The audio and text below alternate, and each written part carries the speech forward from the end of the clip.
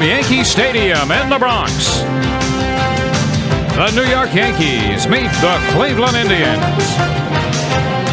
Pitching for Cleveland, right-hander Bob Milacki, and on the mound for the Yankees, Jim Abbott.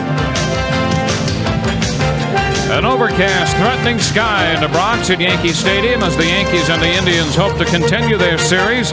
Game 2 of the 3-game series on tap this afternoon.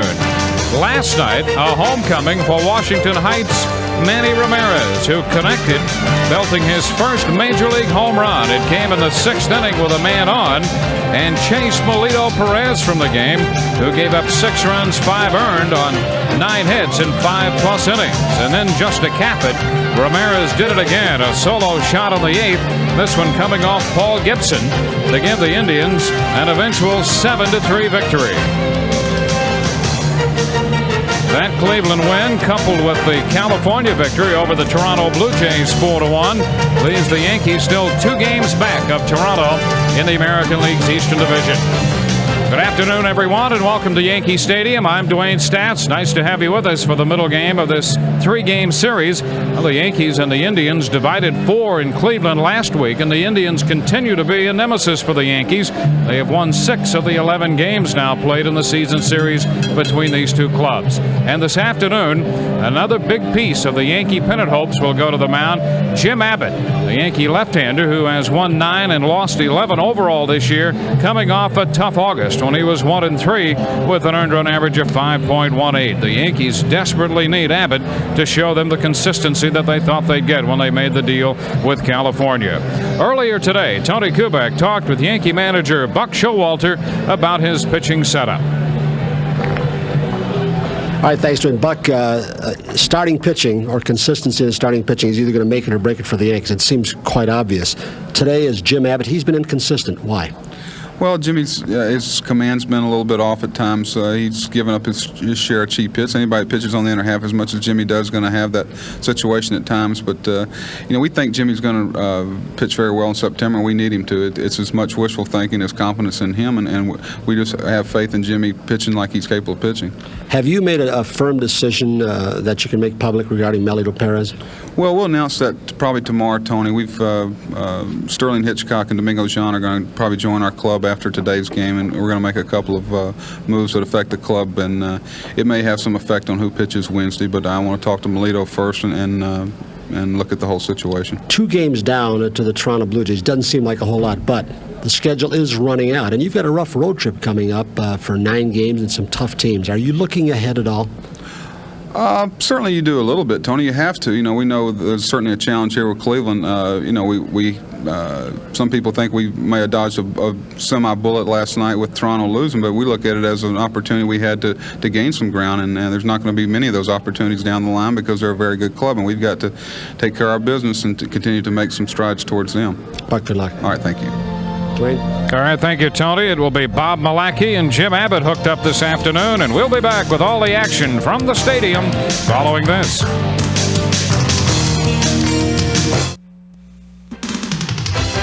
New York Yankees baseball is brought to you by Budweiser. Fresh, pure, natural, proud to be your Bud. By your Tri-State Jeep and Eagle dealers. There's only one Jeep, and it's only at your Tri-State Jeep and Eagle dealers. By AT&T, the best in the business. And by Nobody Beats the Wiz. For state-of-the-art home electronics, computers, cameras, music, movies, and more, nobody beats the Wiz. Threatening skies here at Yankee Stadium, 77 degrees, and the forecast calling for occasional rain throughout the afternoon. Wind blowing out to right at the moment as Jim Abbott goes to the mound, making his 27th start for the Yankees. 3 complete games with his earned run mark of 4.31, 9 wins and 11 losses. He's coming off the no decision his last time out over in Cleveland when he failed to get out of the 4th inning. Gave up 7 runs on 10 hits and 3 2/3. The Yankees, as you know, came back to win that ball game. We'll take a look at the 7-11 starting lineup for the Cleveland Indians. Kenny Lofton leads off, followed by Felix Fermin and Carlos Baerga. Bell, Milligan, and Ramirez down the middle with Maldonado, Tomey, and Ortiz rounding out Mike Hargrove's lineup. And the first pitch of the game scoots by Matt Noakes and all the way back to the bottom of the stands. Ball one. Lofton is the 5th leading hitter in the American League, batting .319. He's a guy also that does well against left-handers. He's got that extra weapon, the bunt that he can drop down even when you're looking for it. 2 balls, no strikes the count. A lot of bunt hits, a lot of infield hits overall by Kenny Lofton. He's also got enough power the opposite way to keep the defense honest, and Deion James playing him very shallow in left field.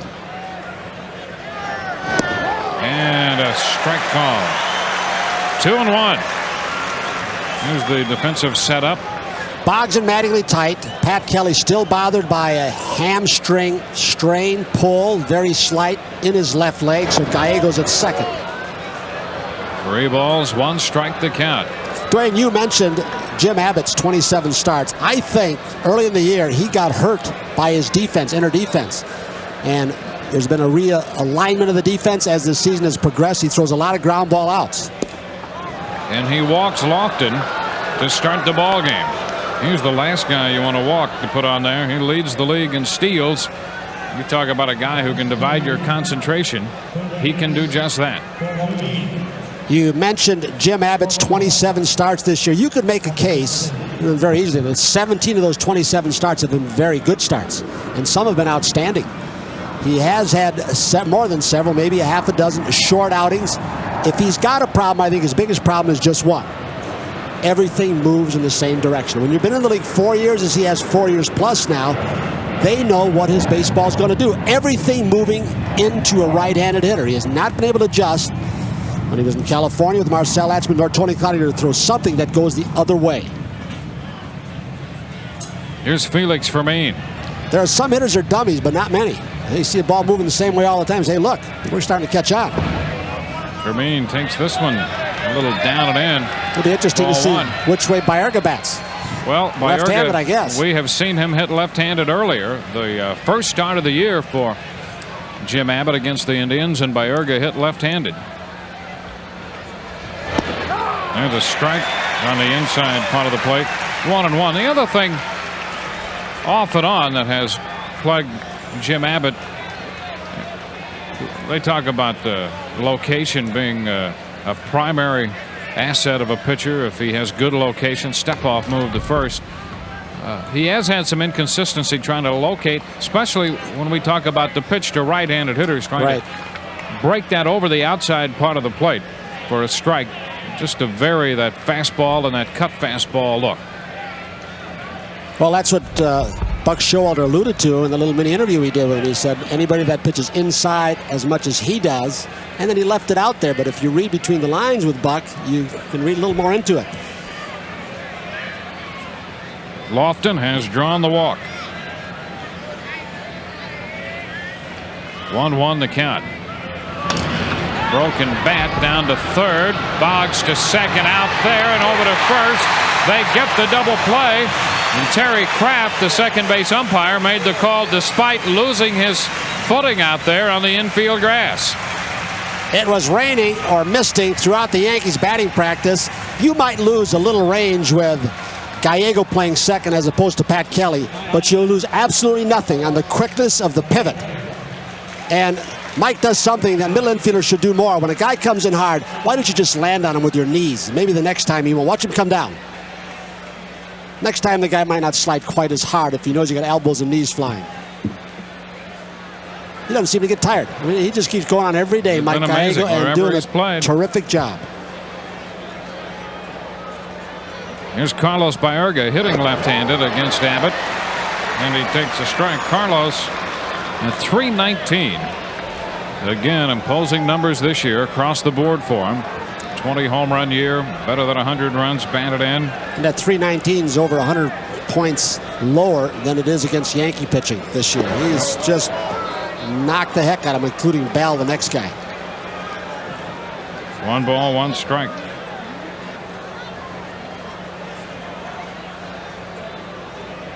So the Yankees erased the leadoff walk. Lofton erased on the double play ball as Abbott broke Fermin's bat. Baerga lifts one into left center field, That ball slicing back toward James, and Dion makes the catch to retire the side. No runs, a walk, but a double play, and nobody left. We'll head into the bottom of the first from Yankee Stadium. No score.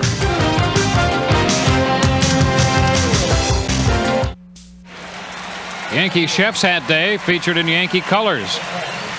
Innovative use right there to protect themselves from occasional raindrops as we go into the bottom of the first, and the Yankees face Bob Malacky. First pitch to Wade Boggs is down, ball one. Malacky at Charlotte was 4-3, 21 appearances, 7 starts. Ball two, 2-0. As you'll recall, Malacky's days with Baltimore and then Oakland, let go by Oakland this past spring, and that's when the Indians signed him to a minor league contract, and he spent some time on the disabled list this year because of shoulder problems. Falls behind Wade Boggs, 3-0. Malacky won 14 ball games for the Orioles in 1989. This is the 17th starting pitcher that Mike Hargrove has used this season. That has been a problem for them. And he throws a strike. It's 3-1.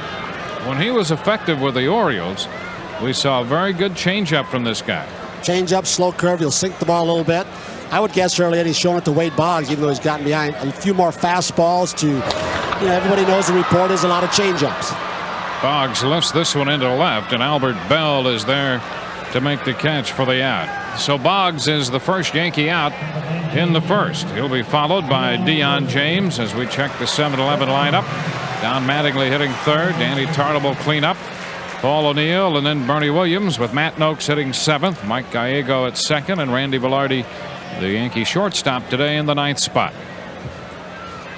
Dion James, the former Cleveland Indian. And the first pitch comes in for a strike. That could be an important pitch for Malacky today. The curveball with his short porch and right and the left-hand hitters. That curveball that starts away and picks up the outside corner. So Ortiz is sitting again. There's a shot back into center. Lofton is there, and he's going to make the catch. That ball kind of exploded off James' bat, but then got out there toward right center and hung up a little bit. There's a little bit of a breeze. It almost did a little flutter out there. Yeah. That wind seems to be going from left to right, but it may be sweeping into the right field stands and killing balls in that area. And like Devon White or Brian McRae, if it's got enough hang time, Lofton will be under it easily. 2 gone in the Yankee first.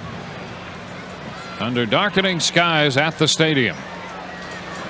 Don Mattingly takes a strike on the outer part of the plate. Down to 297 now.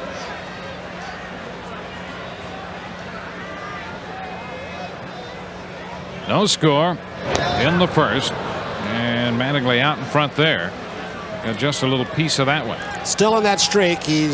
That's been with him for a week and a half or so. We're a little late on the fastball, too early on the changeup.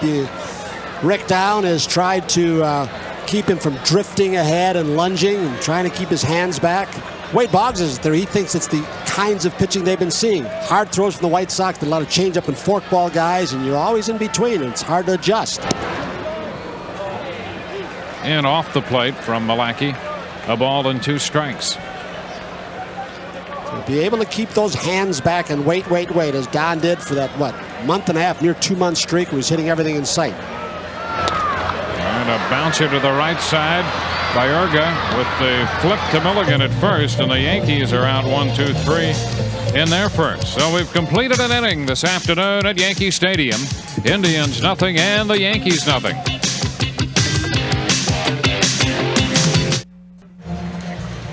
This copyrighted telecast is authorized under rights granted by the New York Yankees solely for the private non-commercial use of our audience. Any publication, reproduction, retransmission, or other use of the pictures, descriptions, and accounts of this game without the express written consent of the New York Yankees and Madison Square Garden Network is prohibited. On to the second inning from Yankee Stadium. Yankees start the day 2 games back of the Toronto Blue Jays. The Indians trying to play the role of spoiler. Meanwhile, the Blue Jays running into a couple of teams, Seattle and last night California, trying to do the same thing. Well, it was Langston yesterday and help from Troy Lavello. Today they'll get Joe McGrain trying to revitalize his career with all the arm problems. Albert Bell takes one down. Ball one. Joe McGrain against Todd Stottlemyre, I believe. Scheduled pitchers. You know, when Jim Abbott, another thing about Abbott, when he is pitching well, we see the foul balls off the left shin of the right-handed batters or the foul balls into the third base dugout. That means he's keeping the ball down. When he keeps the ball down there, he's just fine. But it's those breaking balls or cutters when he gets them upstairs that are very hittable because he doesn't have the hard stuff to throw the ball by people. But he didn't have that in California either. He's not a power pitcher per se. 1 ball, 1 strike. Even in California, there's been some discussion about the variation of the velocity on Abbott. This one is a little down and checked by Albert Bell. The count is 2 balls and a strike. And you know, in his own mind, even in California, there were times when you hear pitchers talk about trusting their stuff. Sometimes you're going to have to throw the fastball. And Jim Abbott aware himself, even out there, that he is not the classic power pitcher. There's a strike, 2 balls and 2 strikes. And there'd be times when he said he'd catch himself doubting himself about throwing the fastball. He says, I know I've got to throw it. Maybe I don't want to. And he'd step back for a moment and almost reconceptualize what he wanted to do before he'd go ahead and throw that fastball. Ball 3, 3-2. You're right, Dwayne, because I've heard people say, well, gee, his velocity isn't consistent. Well, you don't want consistent velocity unless you're Nolan Ryan throwing 100 miles an hour. You want change of speeds. And basically, it's been not keeping the ball down in the strike zone enough. Yeah, keep it down. That's what his stuff dictates. 3-2, and he strikes out Bell. Change of speed right there. He had some good movement on that as the ball, a change of speed.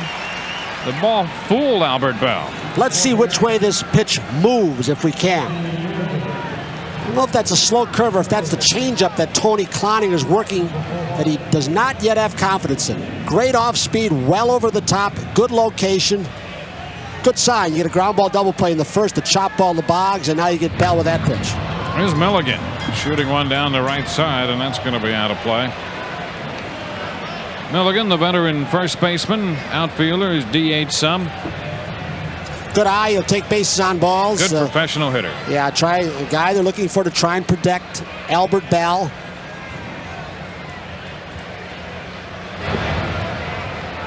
One ball, 1 strike. You know, the thing you want to do against there's Manny Ramirez. Right, what do you say, 70 passes today, maybe?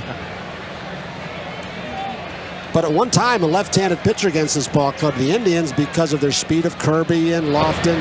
But with Maldonado and Milligan, and now Manny Ramirez, it's a little different story. That's some right-handed power. Yep. The count is 2-1. Milligan's gone 9 out of 19 since coming to the Indians from the Cincinnati Reds. Ball 3, 3-1. Milligan is almost everywhere he's been, Tony, at some point or another. He's been a kind of a victim of a numbers game. He's had a good bat, a pretty good player overall.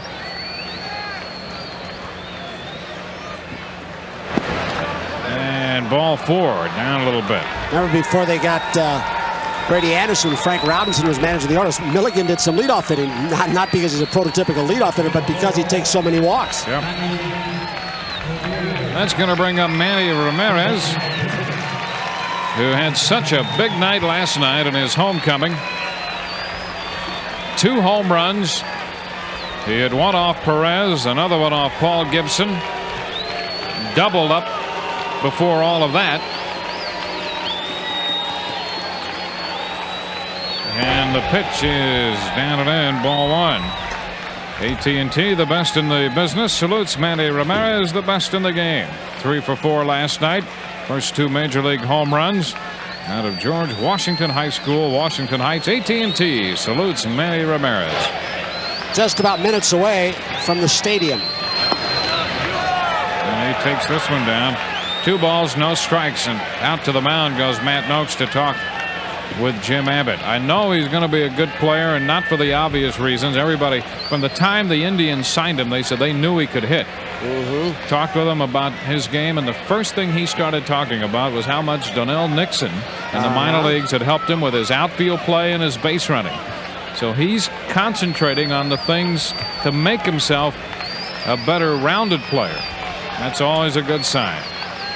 He's better than an average runner. He is better than an average thrower. He played some center field and I believe shortstop at George Washington 3 years ago. I went up there and talked to his coach and watched him perform on that artificial surface field up there in Washington Heights.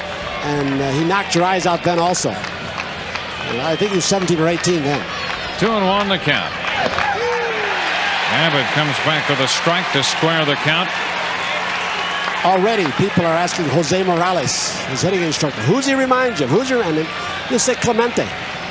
But you know, the test of time is the thing that will determine what he will be. That's too low, picked out by Noakes. So the count is 3 balls, 2 strikes on Ramirez. That's what Mike Hargrove likes about him too. He says here's a kid with a combination of terrific aggressiveness, but he doesn't go over after too many bad pitches.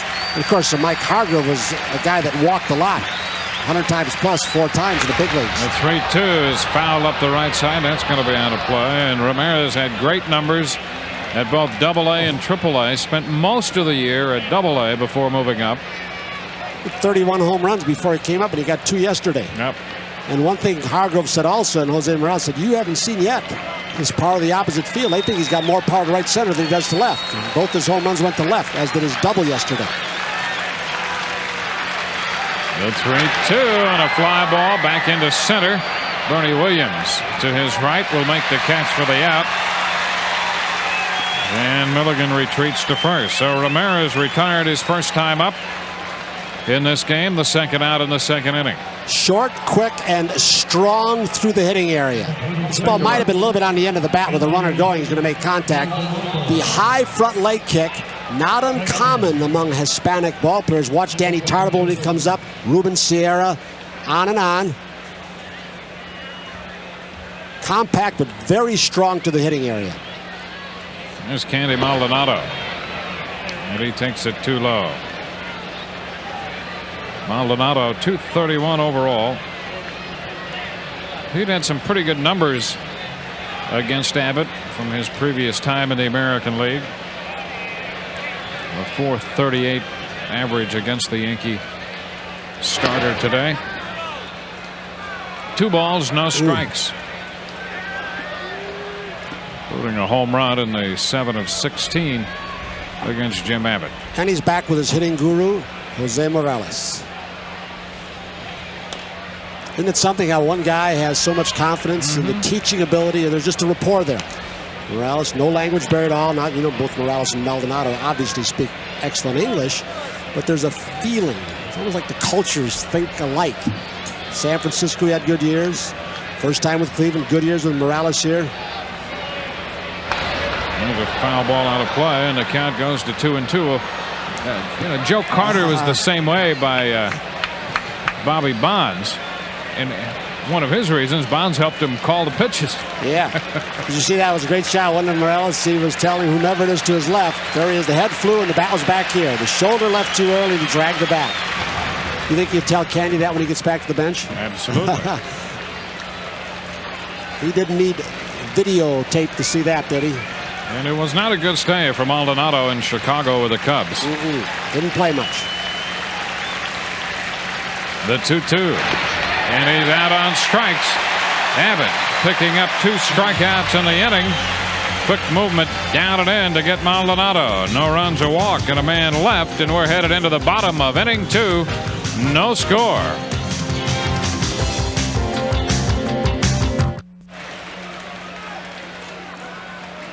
Danny Tartabull will open the Yankees' second inning. No score as the Yankees face Indian right-hander Bob Malacky.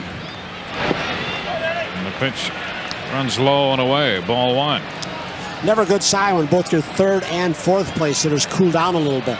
You know, they can pitch around one because the other one's in a slump, and they kind of interact. 2 balls, no strikes, and Boy, Mattingly and Tarnable together were hot for about 2 months, averaging just about a run batted in per game. You face the White Sox pitching staff back to back. That will cool a few people down. Yep. As hard as they throw in the fork balls. Ground ball short, picked up by Fermin, and the throw in time. So Tarnable out, short to first. You can bet that Jose Morales is not going to give too much coaching to Manny Ramirez. He is smart enough to know when he should back off, maybe just talk about pitches and so forth. As far as mechanics, I don't believe he's seen enough of him.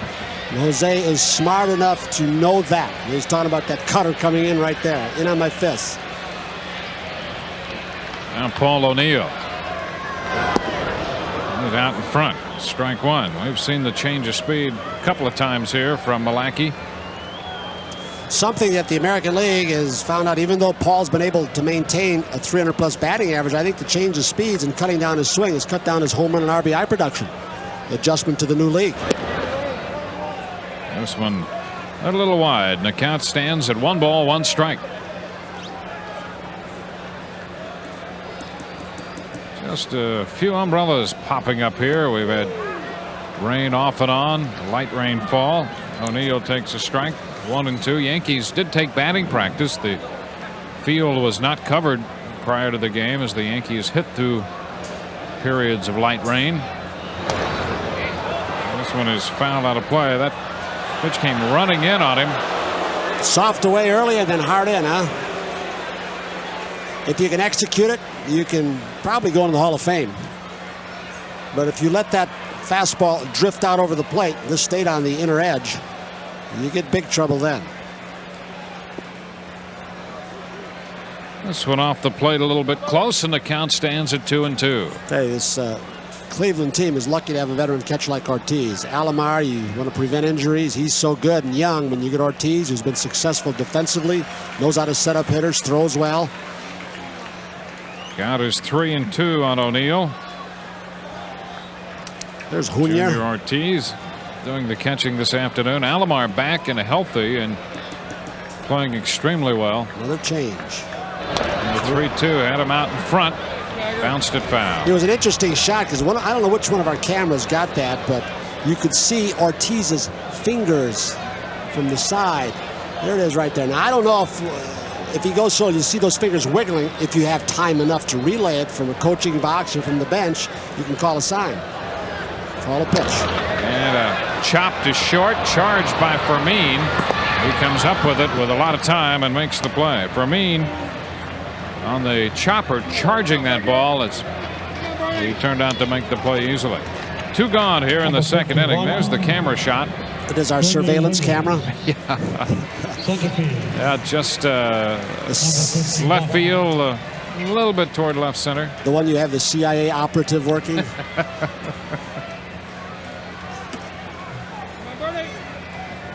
Clete Boyer wonder if he could get an angle just about that good coaching third. That's why that glove is down there, concealing it below the left knee from the third base coach. Bernie Williams. The pitch is down, ball 1. Bernie's averaged .281 to start this game. Terrific numbers right there for Bernie. Look at the RBI home run total. Half the season spent in the leadoff spot. So he's been about as steady a Yankee as there's been. You know, of course, he missed 3 weeks or so, as Don Mattingly did with a rib cage. You project those numbers out. If he can continue to improve as he has from the left side with Rick down, what he might be next year in that 6th spot. He's been very comfortable there and has been productive. Hitless last night, 0 for 5. 2-0 pitch down the left side. It is a foul ball. Well, the wind started curling that ball back. Just foul. Ed Hickox down the line to make the call. Bernie a long way to the opposite field. Just to the left of the pole. 318 right down the line. And Bernie made a bid for his 12th home run of the year. Ortiz setting up outside. And that's where it was. Outer third, a fastball, a little sinker. Albert Bell into the corner, and boy, that didn't miss by much. You can see the kids with the gloves extended.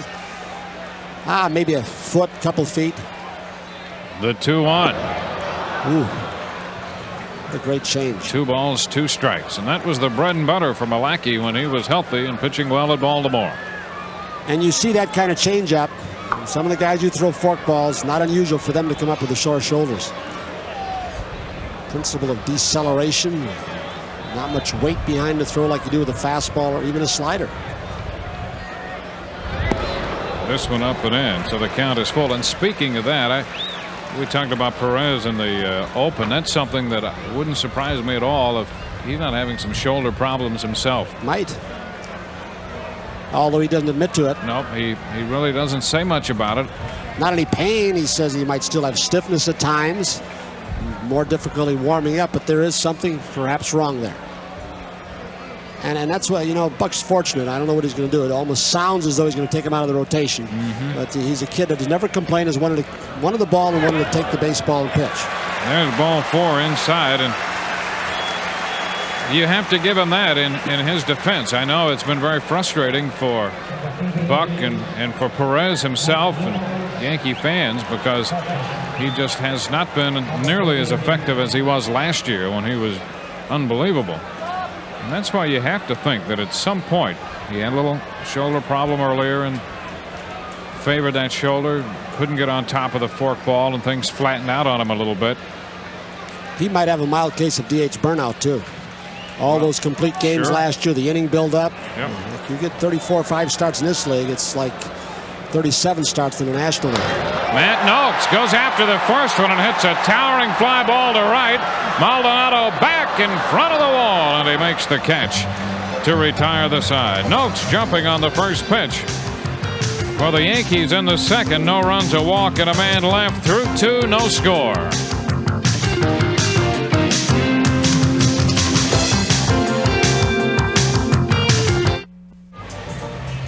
MSG Network and the New York Yankees invite fans to drop by the newly renovated Fila Sportswear store at 831 Madison Avenue between 69th and 70th Streets.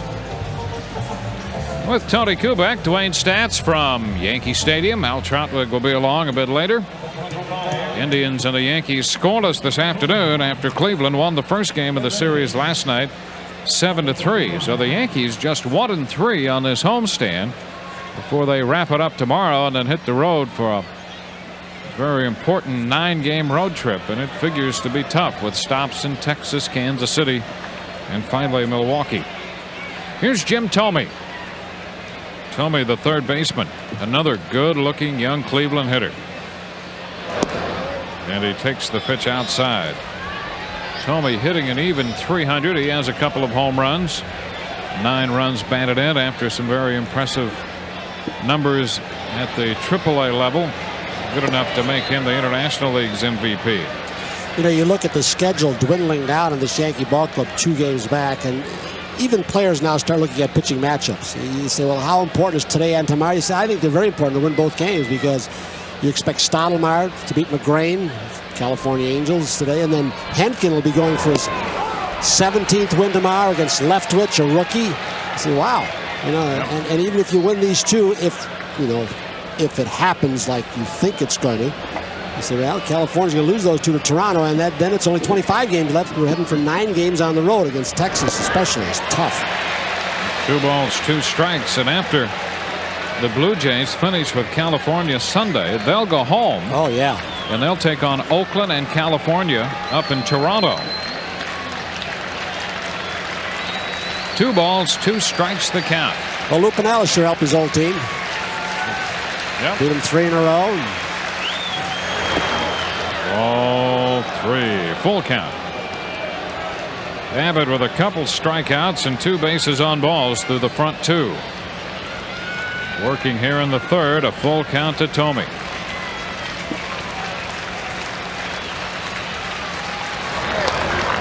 And a shot into center. Bernie back there, and he makes the catch for the out.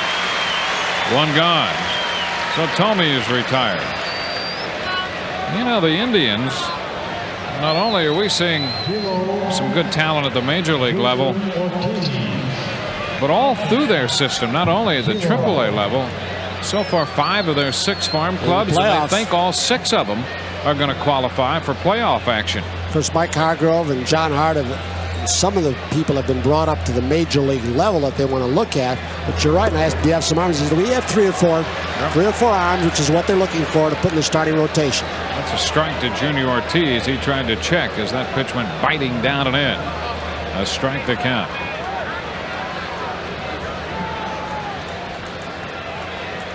One out, nothing doing in the third. Big chop. This is Gallego, and back to first. Throw on the money. Ortiz is out, number 2. Base is empty with 2 gone. When it comes to youth, the Indians have plenty of that. And that White Sox ball club, just second to Cleveland. The Brewers and the Mariners and the Angels. The Indians, the youngest team. The thing you like about that White Sox team above and beyond the other you just listed is the youth in their starting pitching staff. Alvarez, Beret, Fernandez. There's Lofton with a chop. And the flip by Gallego takes care of the Cleveland leadoff man to retire the side. Nice play by Mike Gallego. 1, 2, 3 go the Indians, and we're headed into the bottom of the third with no score.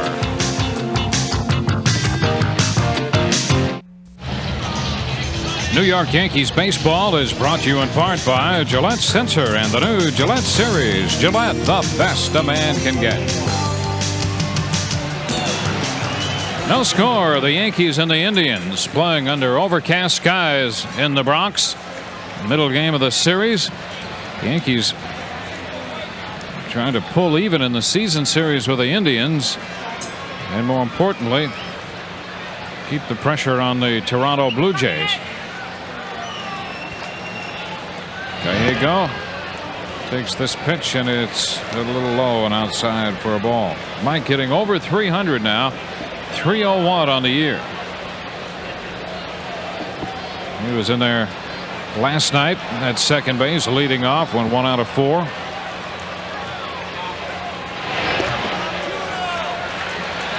A 2-ball, no strike count on the Nobody Beats the Wiz scoreboard. They've had some rain in Boston, but they're underway. No score. The Royals and the Red Sox. White Sox off to a 5-0 lead at Detroit. 3-run home run by George Bell in the third off Gullickson. 2 balls and a strike. You know, when the Yankees signed Gallego, and of course this spring he was on the trade block, the best thing that ever happened, and one of them is not letting go. I wonder if they knew they were going to get such a vocal leader in the clubhouse and on the field. You know, Mattingly's a leader in his way, but he's quiet.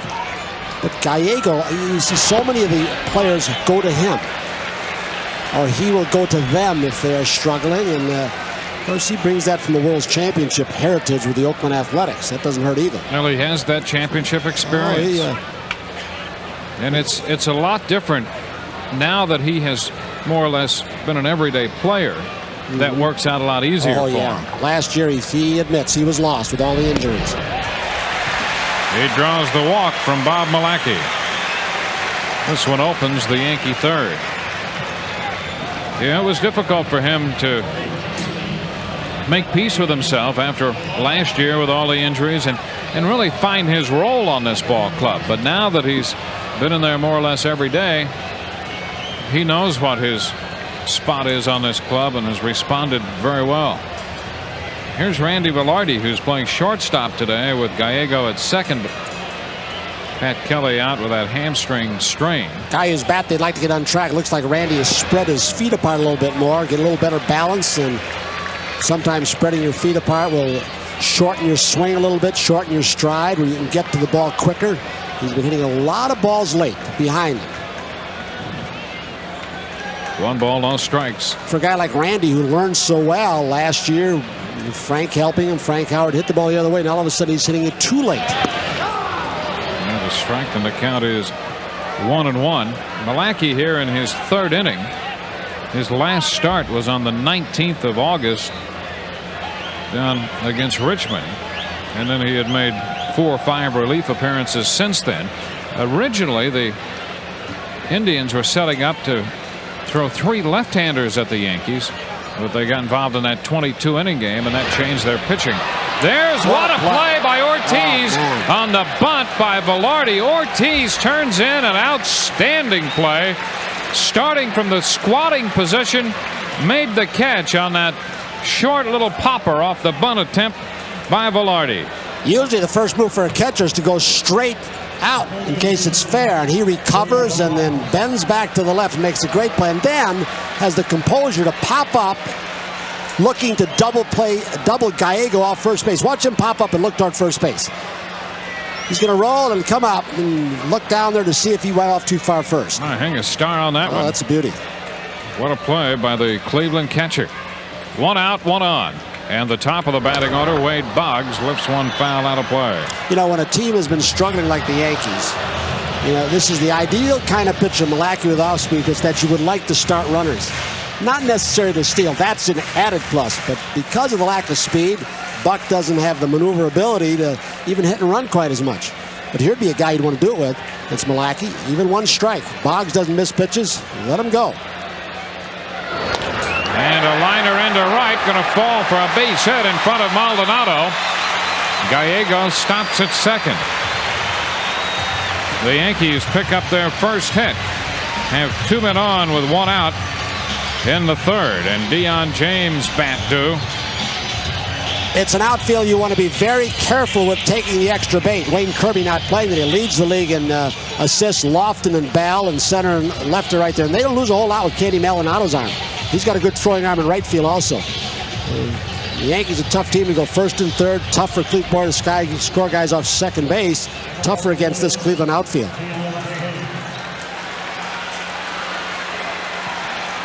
Here's Deion James. So the Yankees get their second look at Bob Malachi. And he misses down, ball 1. The longest Malachi had gone out of the bullpen in the minor leagues at Charlotte. 3 innings his last time out after that 5-inning stint he had in the start on the 19th of August. 2 balls, no strikes, the count. You wonder if Malachi's a guy in his first year with Baltimore wasn't hurt by overuse at a very young age. He had 38 starts his first year. That was the only time in 71 years in the American League a rookie had led the league in starts.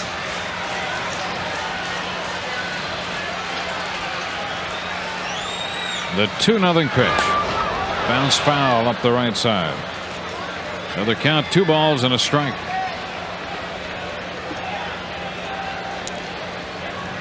Deion 1 out of his last 11. The average at .332 right now. Another way the lack of speed hurts this Yankee ball club. They're a big inning ball club. They're a power inning ball club, as you know, but they're leading the American League in grounded into double plays.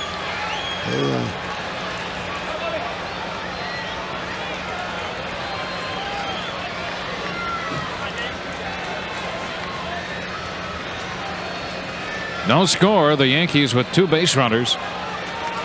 Gallego second, Boggs at first.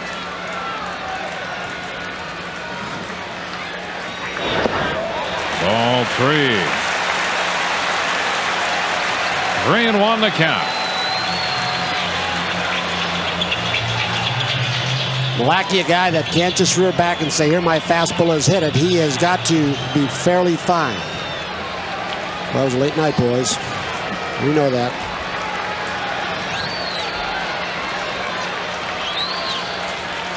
Three and 1.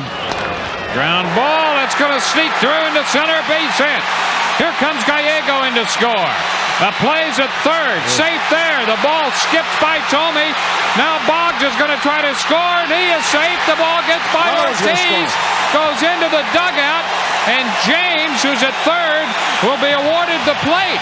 And the Yankees will get 3 out of all that as the Indians throw the ball around the infield. 3-0 Yankees.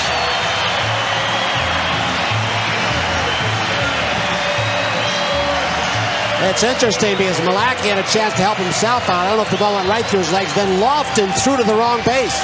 Had no chance for Boggs. That got by. And then Thome bounced it to Ortiz. I'm assuming that Lofton's going to get an error. Thome's going to get an error. Well, it'll be a base hit and a run batted in for Deion James, and then the errors come into the picture as the Yankees get 3 runs, and Mike Hargrove's on his way to the mound try to settle Malachi. So James drives in the go-ahead run. We showed how young just a moment ago this Indians team on the field is, and young teams will make mistakes. Watch Lofton.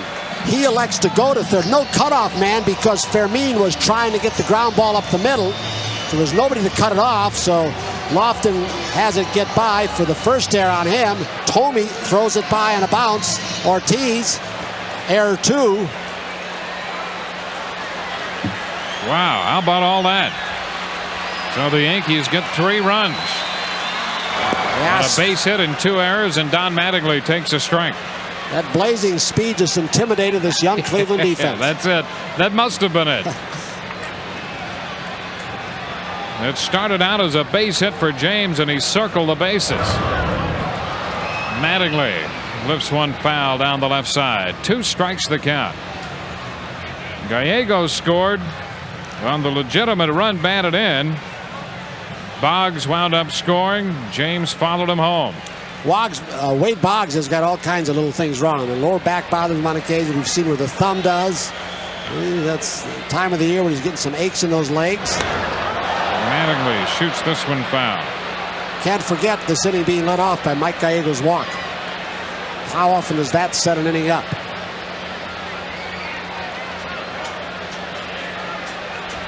Oh, to the count to Don. Still just 1 out in the inning.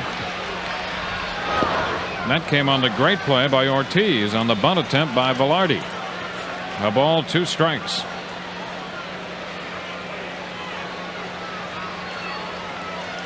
Two Michiganders, huh? Howe and Kamenicki.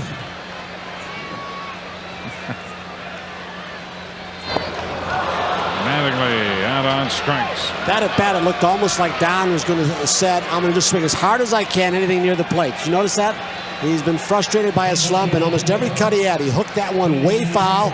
Just go back to the natural instincts, and Malachi gets him with a change. 2 outs. First strikeout for Malachi. And so often that's the best way.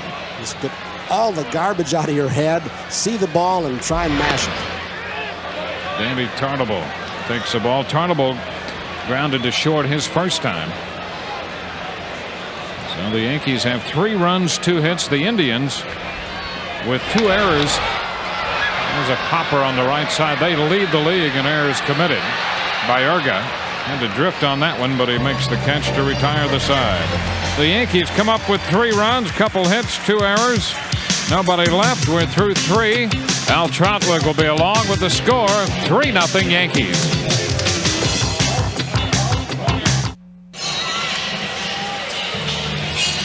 In a wild sequence, the Yankees grab the lead 3-0. Hi, everybody. Al Trotwick with Tony Kubek. And Tony, whenever I see a sequence like that, I think of Casey Stengel. Not the Casey who won world championships here, but the Casey over in Flushing. I mean, for people who grew up in New York at a time when I did, that was the epitome of what he watched. Casey used to call it a little white rat. He'd have those meetings after you kick the ball around. He says, you guys just don't know, in his own inimitable way. You guys don't know what to do with that little white rat. Pick it up.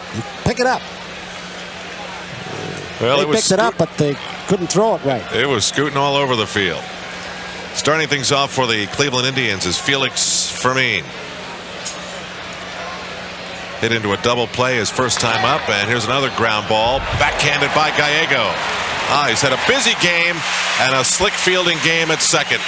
Gallego's done it all over the infield this summer. He made one of the great plays of the season again at second base on a bullet that almost got Melido yesterday off Albert Bell, and somehow he caught a line drive and just a terrible hop and threw him out. What's he doing? He's feeling something in that left leg. Something went right there. You're right. Left knee. Well, for now, he'll play through it. And the RBI machine of the Indians, one of the 2, Carlos Baerga, steps in. 38 runs driven in his last 40 games. The other machine of that caliber, of course, Albert Bell. He's 0 for 1, flying out to left. in there for a strike, 1-1. Tony Cloninger, the Yankee pitching coach, has seen this situation all too frequently in his mind over the last couple of weeks, where the Yankees get a lead sometime in the ball game, and immediately the opposition comes back to at least get runs and sometimes tie it or go ahead. And right back. Yeah, it's like the very next inning. Two balls and a strike. I'm sure Abbott's aware of it. You know, there's an important first pitch, the important first hitter, important first out in the game, the important, boy, the importance also right in there somewhere of when your team gets the lead, let them maintain it and tack on the next inning. Ground ball to Gallego. Seems fine on those legs. And 2 4-3s for the first 2 outs for the Indians here in the 4th. You know, Tony, for as good a pitcher as Jim Abbott is, and we'll see if Gallego shows any favoritism to that leg. It seemed to be the left knee. Is it right there when he plants? That might have been right there when he planted. That's the previous ground ball. The ball off Felix Fermin, leading off the 4th. Now Albert Bell. Abbott has 1 strikeout. 2 strikeouts in the game. The first one was against Albert Bell, and he kept him totally off balance by keeping the ball low and the breaking stuff inside. Well, that's a real good thing right now for Jim. 4 of the last 5 outs have been on the ground, and he's been changing speeds well, and he starts them off with a little off-speed pitch. But the one pitch he can't get, Tony, is strike 1. You know, he said after Sunday, I knew that I was pitching behind in the count, and that changed everything. And as much as, he wanted to not do that today, he has been pitching behind in the count for most of the first 3 2/3 here. More importantly, Jim talks about quality first pitch strikes. Fastball, strike 1, 1-1. Perhaps Jim now is to the point where he's heard so much about your velocity is not as good, and he was trying to make it better by overthrowing. He's now changing speed. That gets him on the fists. Albert Bell gets underneath this one, and when he gets underneath it, he really gets underneath it. So his underneath is a little different than anybody else's underneath? Yes, it is. It's a lot higher. Ray Guy-like hang time.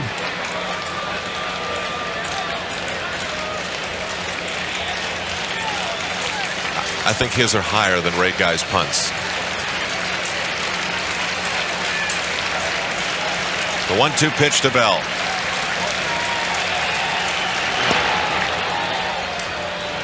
Little high, little outside, 2-2. Did you see Albert Bell's stride? He was looking to get pounded inside again, and his stride with his left foot was almost to the third base coaching bench, opening up, looking in.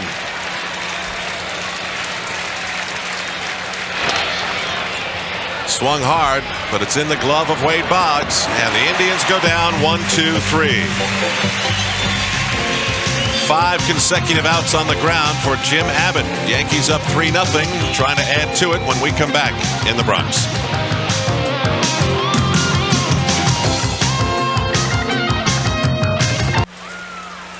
Here's a reminder from your friends at Budweiser. Remember, when you're having good times with good friends, drink responsibly, because friends know when to say when. First pitch to Paul O'Neill from Bob Malachy. Baerga, 1 away. I just can't believe how much Paul O'Neill has become a first ball hitter. That's just incredible. I mean, he's after almost every single first pitch, no matter who was out there, and he gets some hits off of it. Now they're starting to pull the string on him a lot. I didn't really notice that until about 3 weeks ago. You wonder how he got nearly 80 walks one season in the National League.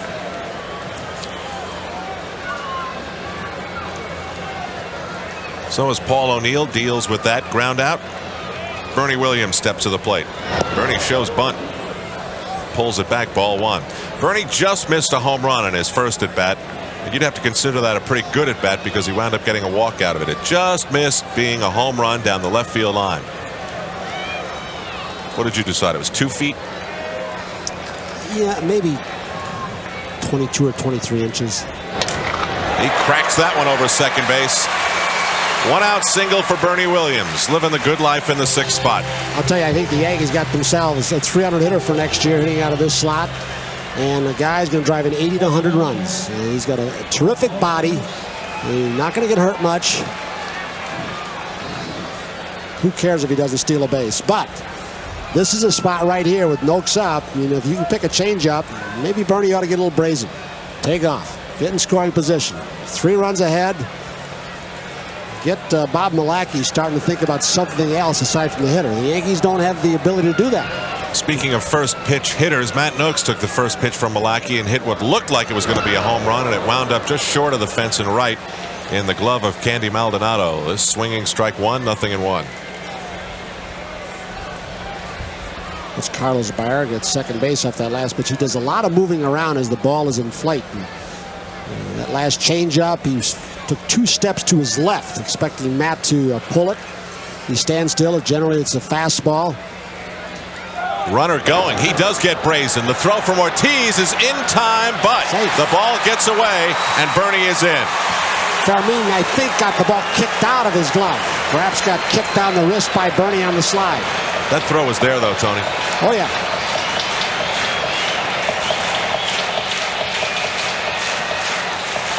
Throw the stolen base for Bernie Williams. Not a bad pitch to throw, and it was a hard slider or a cut fastball. And right there, he's got him. He's out, and the second base umpire, Terry Kraft, waits long enough to see the ball trickle out of the glove. I think Fermin's still hurt. Fermin's still hurt. Watch this. He's got him straddling the bag right off the knee, and the knee pops the ball out of his glove, and Fermin is still trying to regroup. Looks like he's holding his quad. His hand looks like it's shaken up a little bit, and the Indians trainer is going to make his way out onto the field. Of course, the Indians have Alvaro Espinoza on the bench. Interesting. Mark Lewis, who started the season for them last season, still trying to battle his way back. He's a young shortstop that struggled with the bat and with the glove, a little bit too hyper.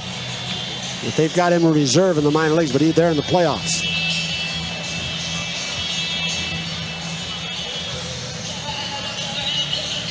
It's tough to see, how a hand inside a glove would get hurt, but Fermin looks like he's going to stay in the game. The risk it. Maybe Jammed, I don't know. hyperextended a bit. Fermin is going to stay in the game. The trainer's back to the dugout. It's one of those, if that second base umpire makes the out call definitively, you could actually give Fermin an error, because that was an out. 1-1 to Matt Noakes, with Bernie Williams now in scoring position.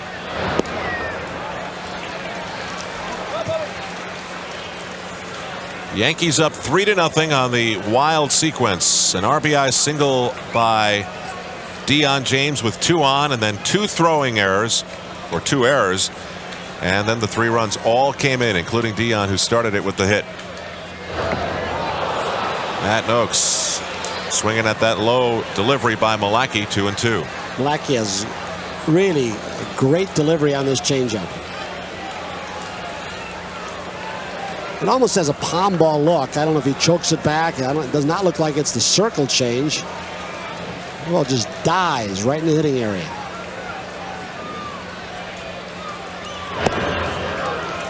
How many pitchers, Tony, have saved their careers by mastering off-speed pitches that they were never able to master when they first broke in? Well, I think there have been quite a few. You look at Jimmy Abbott today, he looks like he's changing up a little bit more than we've seen him in past ball games, and very effectively on this Indians hitters. Another one. And Matt Noakes at the full count pitch. Hell, that's when you know a guy's got not just a good changeup, but a great changeup, but he can back it up. Back to back, and sometimes 3 in a row, and he just did that to Matt Noakes. Matt had seen it for the pitch prior to this. He was well out in front. It's there again, and he still can't time it. Probably especially effective against a guy who's almost a dead pull hitter. You want to get the barrel out and cheat a little bit to hit the ball in the right field seats. Now Milacki will face Mike Gallego.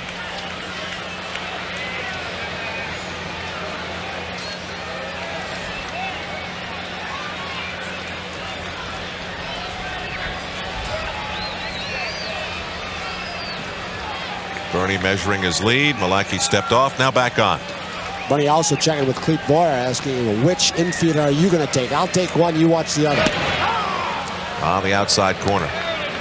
Cannot believe, Tony, the low crowd totals for this week at Yankee Stadium. When this weekend is over, only 9 more home games, and You know, the attendance for most of this week has been in the 20s. The first game against the White Sox, what, 35, 37? Then it went down precipitously in the mid-20s. I don't know if weather's had anything to do with that, or the Labor Day weekend, or kids preparing for school, or whatever it is.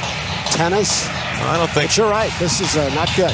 I don't think that the U.S. Open has much to do with it. I'm really shocked that you look over in the standings. All you do, pick up the paper. You see Frank Thomas doing what he's doing. You see the White Sox atop the West. That's got to scream out as something you want to see. I figured at least this many people would come out today just to see Manny Ramirez come down from Washington Heights. Gallego, Tomei, Williams runs in front of him, but Tomei makes the throw in time to get Mike Gallego. So the Yankees strand Bernie Williams. Will head to the 5th inning in the Bronx. Bob Milwaukee and the Indians still down 3-0.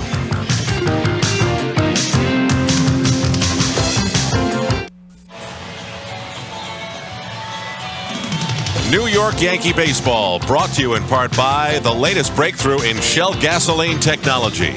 New Formula Shell. Yankees leading the Cleveland Indians by a score of 3-0 as this game slides into the 5th inning, avoiding rain that would dampen the enthusiasm of the folks who can't wait to see Manny Ramirez hit second in this inning. It will be started by Randy Milligan against Jim Abbott. Are they filming a movie here today? I'm looking in the right field seats, and I've never seen this. There's a camera running back and forth in the first row, and on one side of a side, they've got Yale, on the other side, Stan. They're trying to create artificially a wave. Now, you got a part in some upcoming epic that... So they're trying to artificially create something.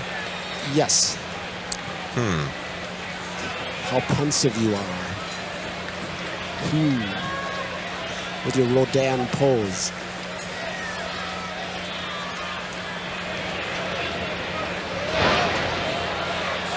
You're right.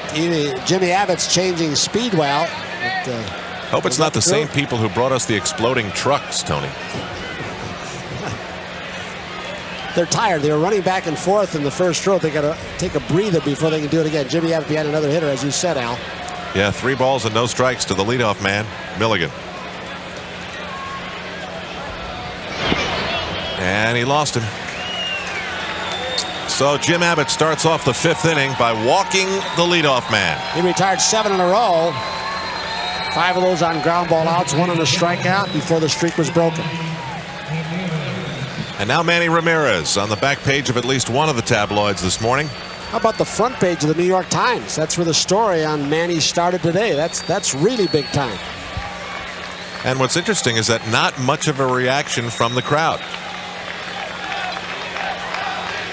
Except those who are here via his tickets. Now we hear some.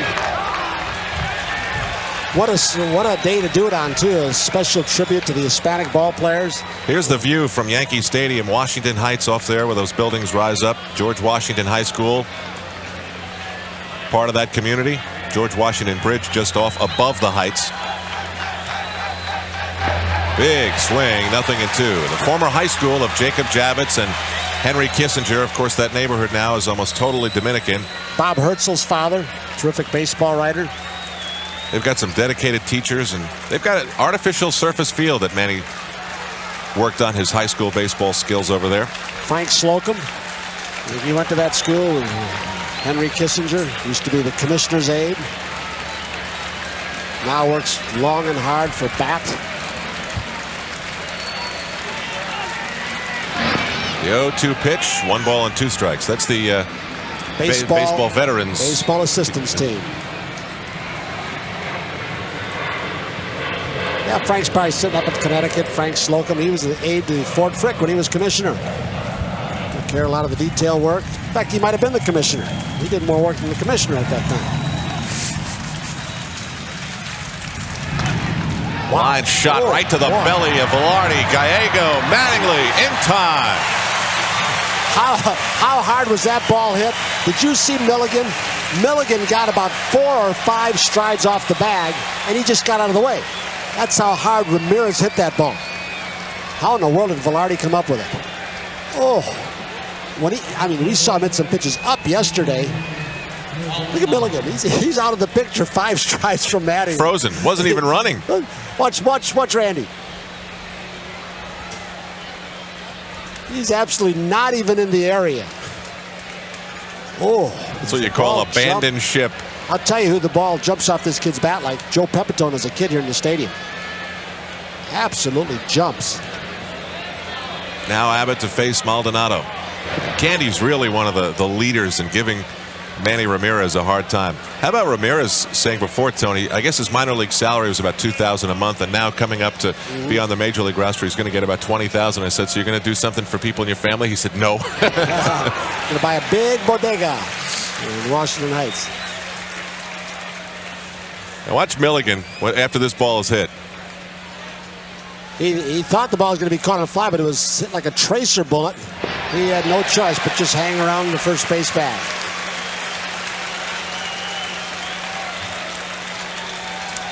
One ball and 2 strikes to that man, Candy Maldonado. He struck out his first time up, and Jim Abbott's in a pitcher's situation to do it again. Twice after walks, Jim Abbott's been able to get out of it with double play ground out. That's when he's pitching best.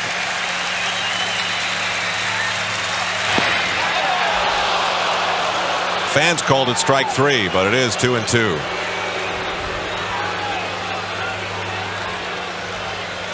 One and 2. He throws the slider in underneath the fists. Rip just foul.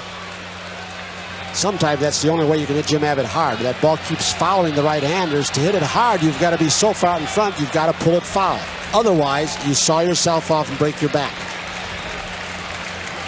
After Jimmy Key's rough outing 2 outings ago, he looked at what he did wrong. Abbott decided to focus on outings where he pitched well before pitching today. Interesting to compare the strategies, and the film crew, whatever they're doing out there, they're still busy with their cue cards. They're waiting for you to cue them to get in action again. They're going to be waiting a while. You say action, camera. Fouled off again.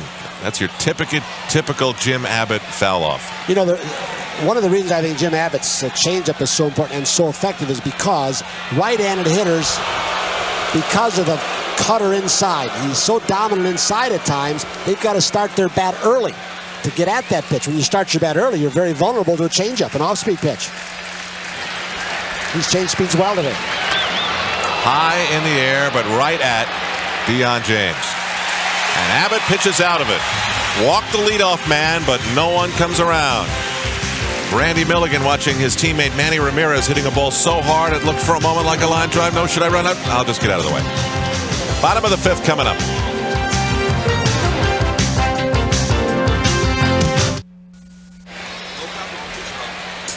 Back in the Bronx, bottom of the 5th, and Randy Velarde starts it off for the Yankees. It's a strike.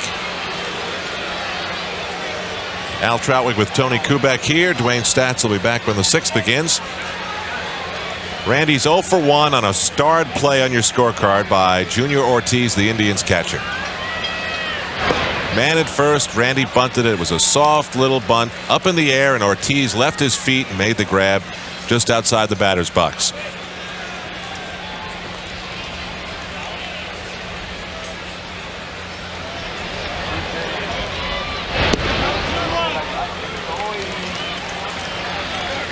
Tony, if you do what you did in predicting the matchups for this weekend and how they favor the Toronto Blue Jays, Yankees have to look out on the mound and say, we've got to be hammering this guy. Similar to the way they must have felt when they faced Derek Lilliquist of the same team a week ago. Randy Velarde skies this one. Lofton on the run. That's a home run. Randy Velarde. And boy, do the Yankees love to see that.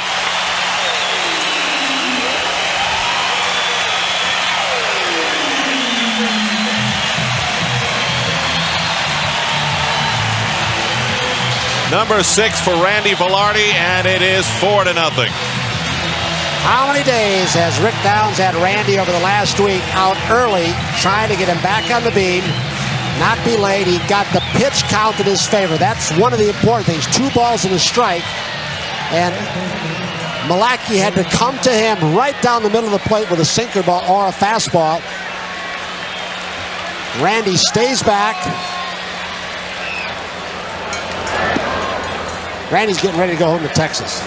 He started his bat smoking again when he gets down there. It appears that Nolan Ryan will not be pitching. They've changed Noli again. The scheduled pitch went Tuesday or Wednesday, and they have scratched him now. He tried to loosen up, but the ribcage injury shut him down once again. A lot of fans are going to be disappointed that they won't get a chance to see Nolan Ryan one last time. You know, they've got Kevin Brown supposedly pitching on 3 days rest. He's got a lot of complete games. Even though the Yankees beat him around his last time here, he's been a Yankee killer over his career. You wonder if they'll shut him down before the Yankees get there.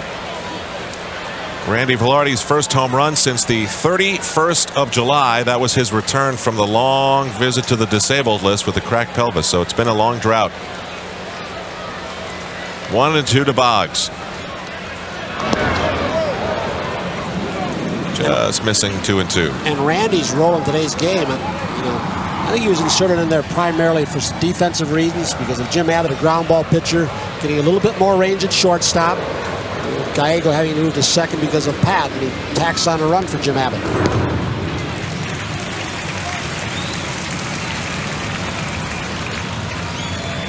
So Alex is at the game today? No. Oh, he's not? No. Why don't you ever bring him out anymore? No, I brought him out Friday. Oh, I missed him. Family visit to the ballpark.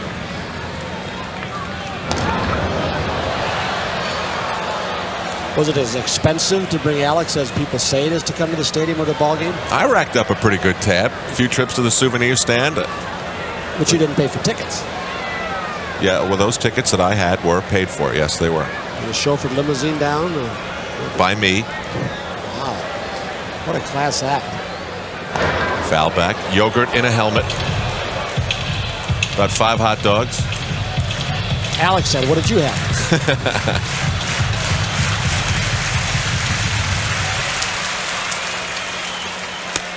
Familiar count for this guy, huh? Wade Boggs, 3-2 again.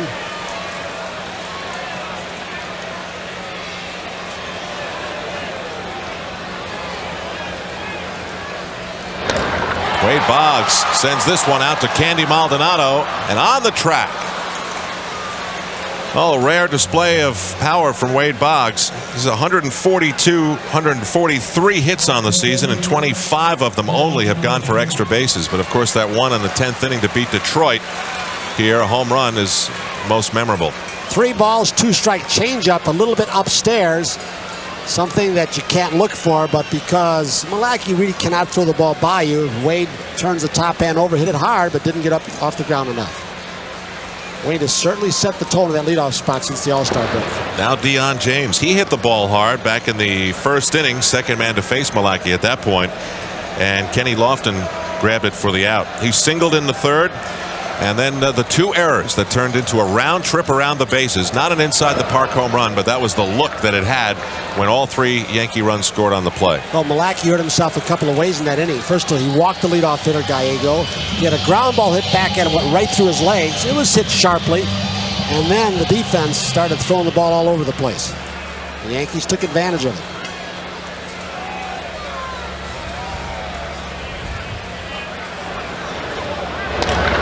Deion laces this one out to left center field. Lofton's speed cuts it off. Deion's made the turn. Lofton's throw is not in time as it bounces away.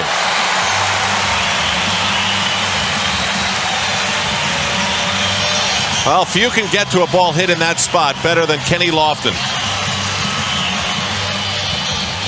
But the balls are bouncing everywhere for the Indians today. The grass a little bit wet. Lofton goes. Frank Howard exhorting Deion to go right from the start. Frank has a great expression. Earlier in the season, a few weeks ago, he said to Wade Boggs, make him throw you out. And the guy threw Wade out, and Wade went by him and said, Frank, he did.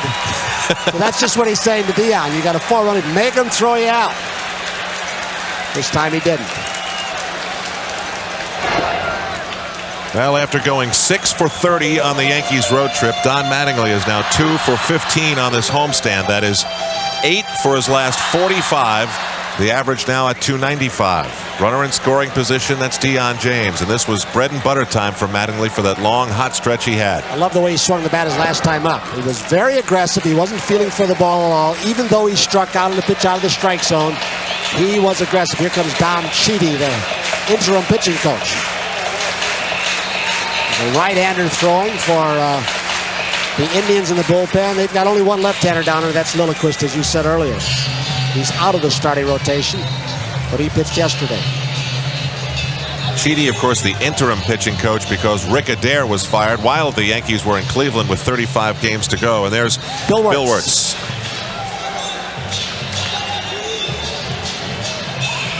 Indians don't have a whole lot of call-ups yet because they've got so many teams in playoffs in the minor leagues. I think Texas got like 37 or 38 guys already. Do they really? Yeah, they call up a bunch. Well, we'll see on Monday. 3 balls and no strikes to Mattingly. Career against Bob Milacki, a little over 300.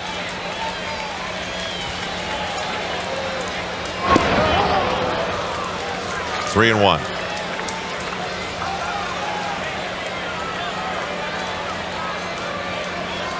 He's gone 3-2 change about 3 times in this ballgame. Let's see if he goes to Mattingly. First base open. Even though Danny's up next, if he goes change up 3-1.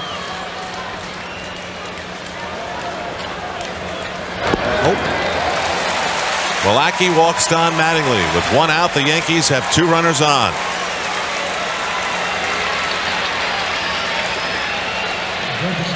That is the second walk issued by Milacki. The Yankees have 5 hits to go with those 2 walks. 4-0 Yankees. You hear people say, like Bobby Ojeda, who's got such a great change and an off-speed curveball. You hear people say, well, why don't they try to go right field on this guy? Well, they were. When you make the perfect pitches. And then Ojeda was expanding the Yankee strike zone. Same with Milacki. He said, why don't you go the other way? Well, the hitters are trying to. You got to give that guy credit. When he makes the good pitch with a great motion and then keeps you honest with the fastballs in, it's not as easy as it looks. A lot of punch missing lately in the 3 and 4 spots in the order, with Mattingly slumping. Tartable 2 for his last 16. Fouled off. 1-1. We were talking about that the first few innings. The White Sox pitching staff had a little bit to do with that. A lot. You were more correct than I was when I said a little and you said a lot. A lot had a lot to do with it. I feel so good now, Tony.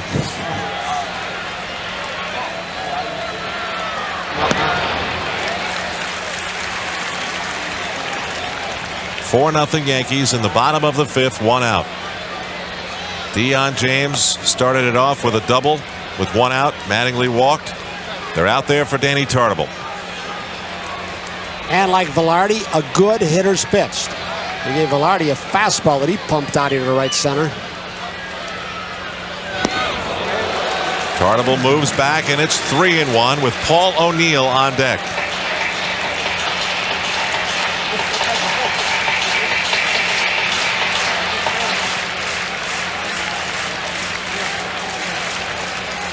You sense something big coming up here on this pitch? You do? I do.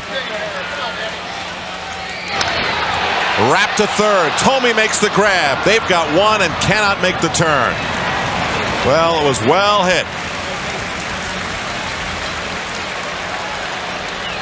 But Jim Thome, the third baseman of the future, enjoying the present, turned it into the force at second.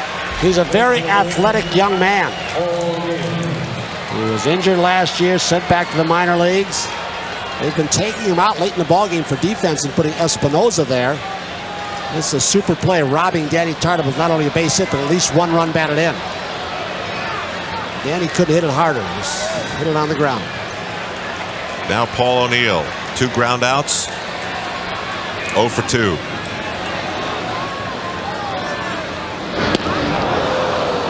But Tony, you were right. I mean, it really did have a Danny Tartable smell to the moment. I mean, it really seemed as though that was the kind of pitch, the situation. Can't steer the ball. Tony made a great play. And Paul O'Neill swinging at the first pitch again. Missing it, 0-1.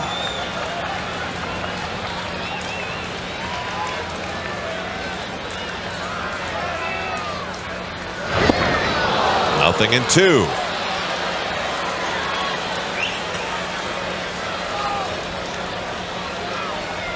The inning started with Randy Velarde's home run. Yankees trying to add it. Runners at the corners.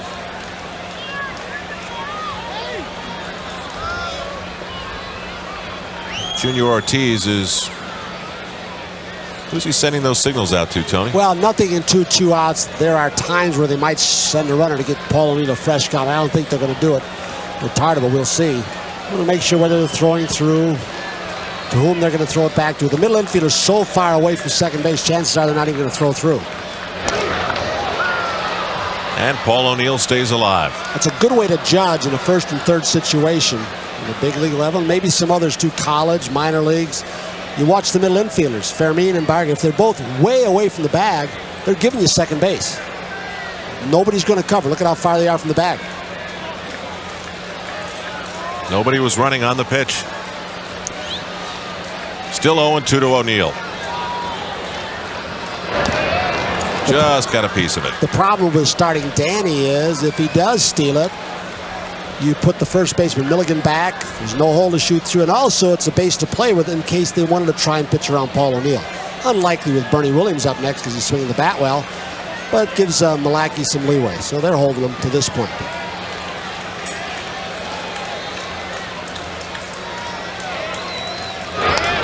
O'Neill goes with the pitch the other way, and it's well into the seats.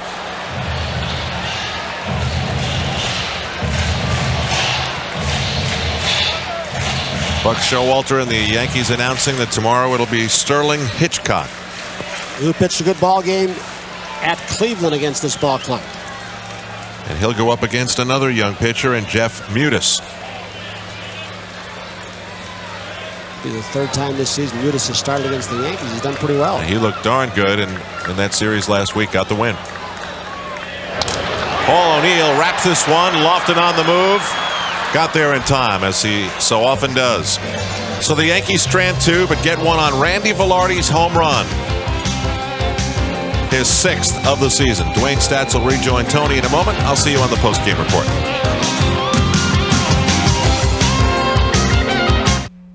Back at Yankee Stadium. In the meantime, a reminder on the Nobody Beats the Wiz Jets Journal. Tonight at 11:15 p.m. Catch Jets Journal for the latest team news and game highlights here on MSG Network, the best in the game. We are going to the 6th. Tomorrow's starting pitcher, Jose Mesa, keeping the book on the Yankees hitters. Jim Abbott going to the 6th, Dwayne, has walked 3, struck out 2. The Indians do not yet have a base hit. 4-0 Yankees. He's been very stingy with his pitches as well. 69 through 5. So he's in good shape there. Jim Thome leads it off for Mike Hargrove's team. He hit a line drive, a semi-line drive to center field, and Bernie Williams in the 3rd. He'll be followed by Junior Ortiz, then the leadoff hitter, Ken Lofton. 1 ball again from Jim Abbott.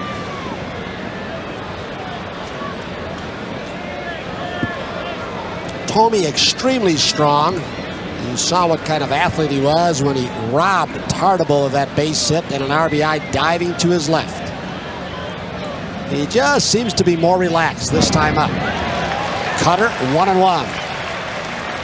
Well, winning an MVP award in the International League will help bolster your confidence a little bit. Then after brief exposure at the Major League level last year, he has more of a feeling that he belongs up here and can compete at the Major League level. Slider misses. 2 balls, 1 strike. Jim Abbott, through 5, has thrown 9 ground ball outs when you include the 2 double plays, 1 in the 1st and 1 in the 5th. Indians are averaging over the last few weeks about 10 hits a ball game. Line drive, sinking and slicing. Velarde picks it right off the turf. So Thome has hit the ball well twice off Abbott. Not unusual for left-handed batters against him. Here it is. That ball with a little slice, and it was diving at the same time. A sinking liner slicing to just to the right of Velarde. Junior Ortiz as Abbott misses near the outside corner. 1-0. That's 2 hot shots Velarde's had to take care of in the last 3 hitters. Yeah, Ramirez hit a bolt in 1 hop, and Velarde turned it into a double play.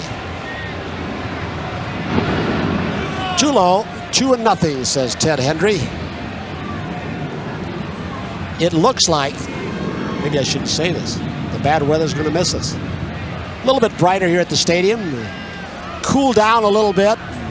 Wind nice and brisk, moving out to right field. 3-0 to Ortiz, the 9th place hitter.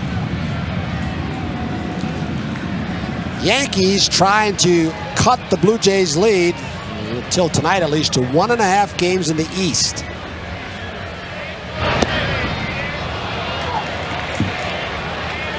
Fourth base on balls given up by Jim Abbott.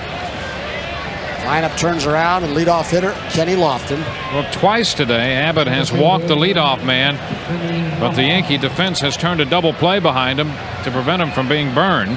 First and then again in the 5th. Now a walk with 1 out. Buck Showalter's got to like what he's seeing from Abbott. The change of speeds. He has been behind hitters, but against a tough Indians team, he's been able to pitch around some of his own troubles.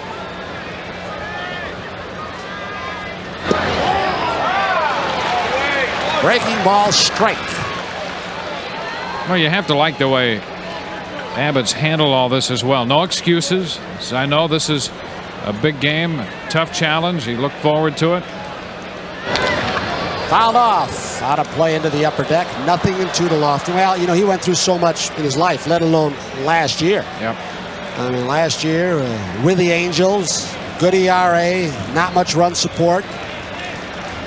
We saw some numbers earlier where we might have lost more ball games except good run support. But again, defensive support. Bad pitch, but fouled off by Lofton. Lofton hitting about 285 against left-handed pitchers. In fact, Mike Hargrove was talking about his terrific success against left-handers last year. He was over 300 considerably. He doesn't bail out.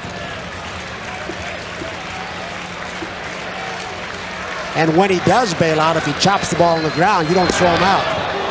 And this is just a little bit upstairs. 1-2. There's 1 out, 1 on for the Indians, with the Yankees leading it 4-0. Indians looking for their first base hit off Jim Abbott.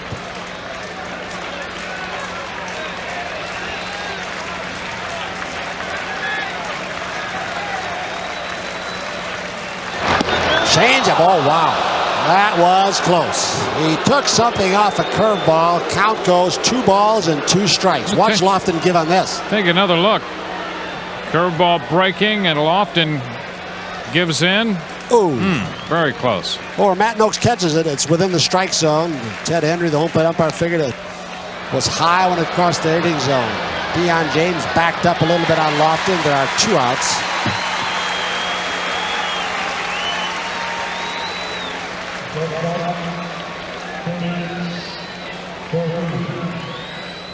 If Lofton continues to pitch well today, you know, you'd have to take your chances with 3 good starters down the stretch. Jimmy Key pitches like he did, even though he had his ERA went up in August, had 1 really awful start.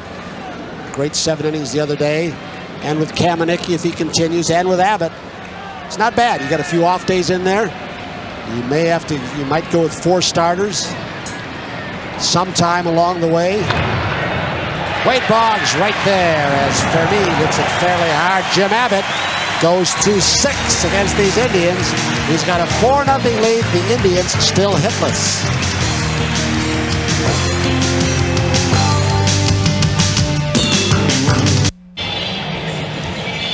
Remind you, the Red Sox are coming to the Bronx. 4-game series. Thursday and Friday night games, September 16th and 17th, 7:30 starts.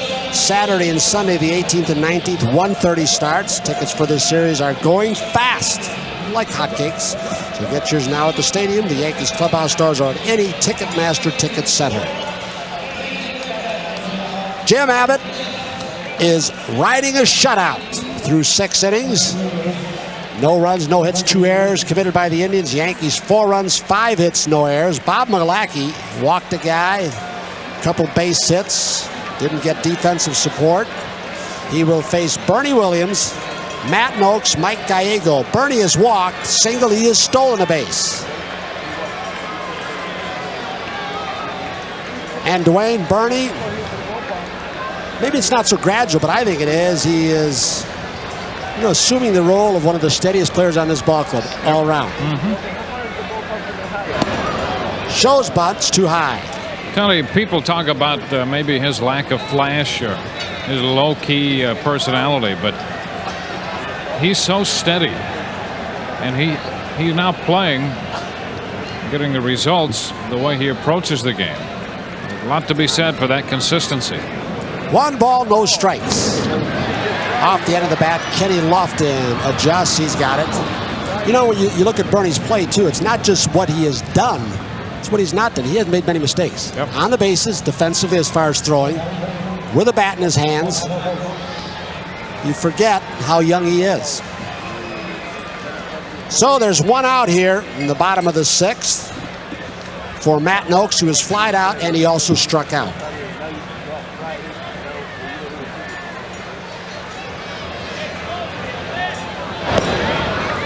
Slider misses, up and away. Milwaukee, after Noakes jumped on that first pitch in the 2nd, started him with a changeup in the 4th and gives him another look here this time around. 2-0. What a ball game Bob Ojeda pitched on. Long road back in his comeback. Had a chance to talk with him today, and Chuck Nagy, who thinks he's going to pitch this year, going down to the weight room and do a little work. 2-0, little squib off the end. Albert Bell's not going to get it, so Matt Noakes is on with 1 out. He pulled the string on him, even though it was 2 balls, no strikes, and he squibbed it off the end of the bat to left center. Well, he kept doing that in the 4th inning. He threw him off-speed pitch after off-speed pitch. The changeup struck him out in the 4th, and this time, Matt's just strong enough, and if that pitch is up a little bit, he can get it over the infield and drop it in. And that's what Matt Noakes did. Mike Hargrove is going to go to his bullpen. He feels that Milwaukee has had enough. Down 4-0. He's had somewhat of a pitch build up, but he's going to protect him because, as you indicated earlier, Milwaukee has had some arm problems. Yeah, he's up around 99 pitches now, and so he's given the Indians everything they could expect from him, I would think, after spending the minor leagues, the season in the minor leagues, and about 2/3 of his appearance out of the bullpen. Bill Wirtz had been warming up earlier, so Mike Hargrove has gone to the bullpen, bringing on Bill Wirtz. 4-0 Yankees. We'll be right back.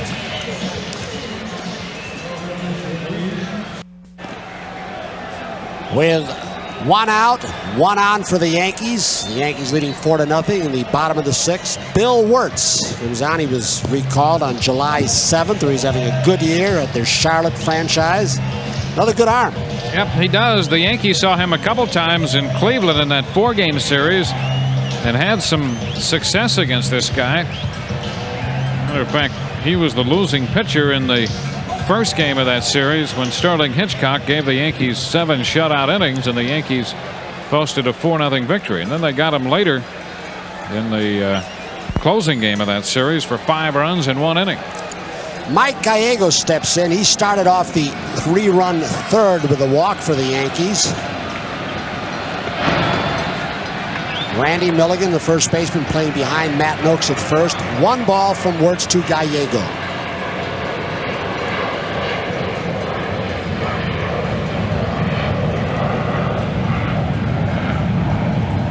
Mike has turned in a couple of more, well, better than good defensive plays again today. Seems to go with the territory with Gallego out there, whether it's short or second, or even the times he's had a chance to play third base this season. 1-1 to Gallego. Didn't like the call from Ted Hendry. He's been so dependable. Very few mistakes. Here's the breakdown on Wirtz lost weekend against the Yankees in Cleveland. Did you say lost weekend? Yeah. That's your Ray Milan.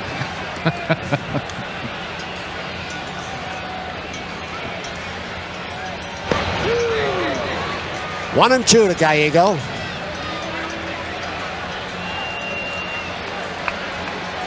Mike's other time at bat, we told you about his walk leading off the 3rd. He is grounded to third baseman Jim Thome.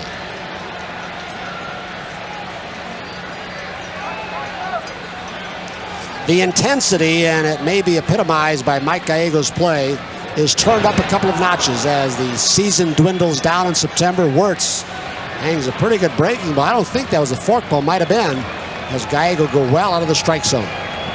Take a look. It's the slider. Yeah, big break into the dirt. Randy Velarde with a little soft applause after his home run in the 5th. There are 2 down with Noakes at first.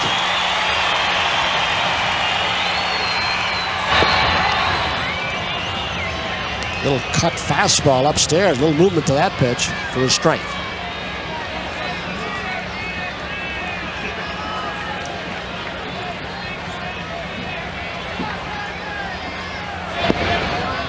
Slider misses, 1-1.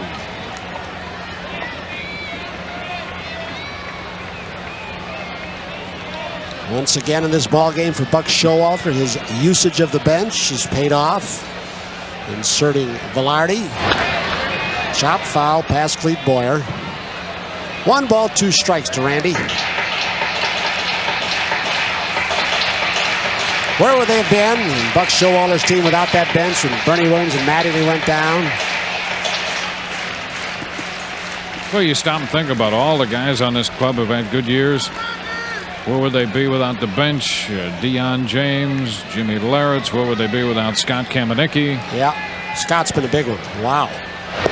He's been a big one with Jim Abbott struggling off and on. Melito Perez, more off starts than bad ones. Cammy's going to pitch when? Hitchcock tomorrow. Is he opening in Texas? Yes, I think he is. Mike Stanley, the backup catcher. This is fouled off. Roger Pavlik, that crazy crossfire delivery will open up the series down in Arlington against the Yankees. He pitched a good ball game against the Yankees here in the stadium.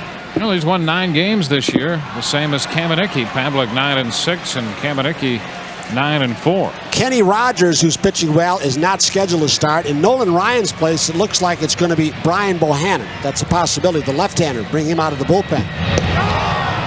A lot of movement with a lot of heat to Randy Velarde. Freezes him. So the Yankees strand their 5th base runner through 6. But Jim Abbott coming out. He's been holding them hitless. He's got a 4-0 lead.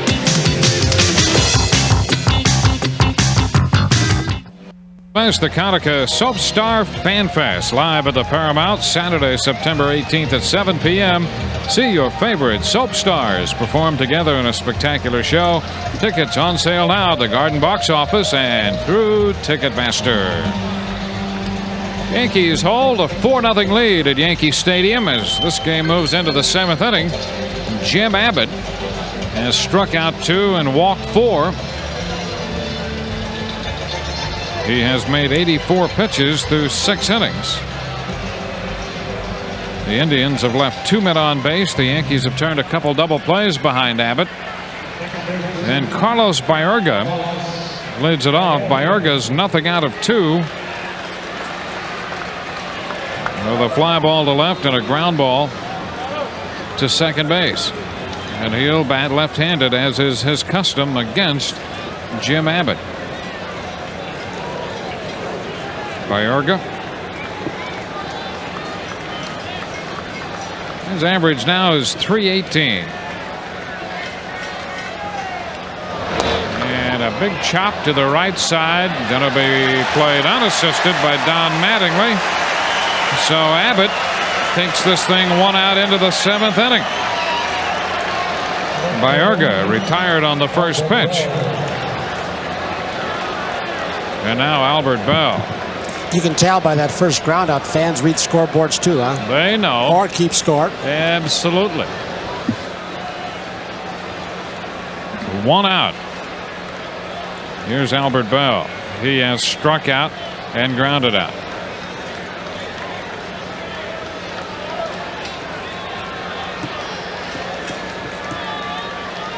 Bell.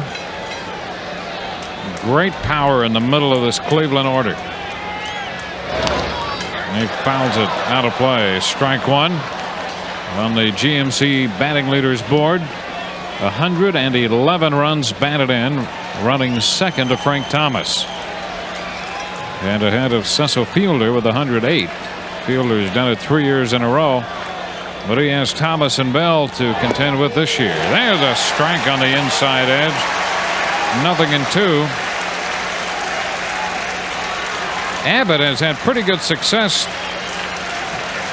through the years against not only Baerga but Bell as well. He's ahead of Bell. Here's the 2-strike pitch, down. 1 ball, 2 strikes. The fellow on deck, Randy Milligan, has been on base twice, a couple of walks, and he sees mostly left-handed pitching, and almost all of his damage since coming to the Indians has been against left-handed pitching.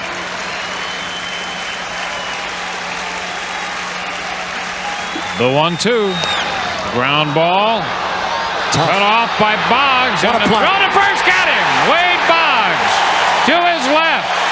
He cut in front of Velarde and made quite a play for the second out here in the 7th inning. And the fans are on their feet for this play. If that ball gets by Wade Boggs' webbing, no way that Randy's going to throw him out. He gets him on the fist a little bit. It looks like it's going to squirt through until Wade comes from nowhere. And that typical Wade Boggs accuracy with the throw. Great play by Wade. So Boggs makes the play so far. Let's get Jimmy Abbott's reaction.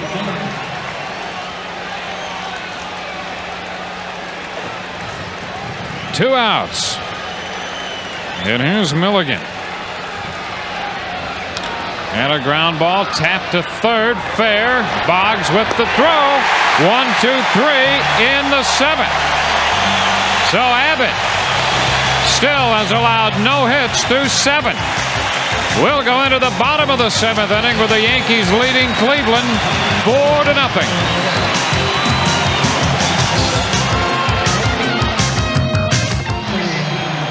Quick look at the Bud game recap. The Yankees 3 in the 3rd, a couple of unearned runs, and another one in the 5th on the home run by Velarde.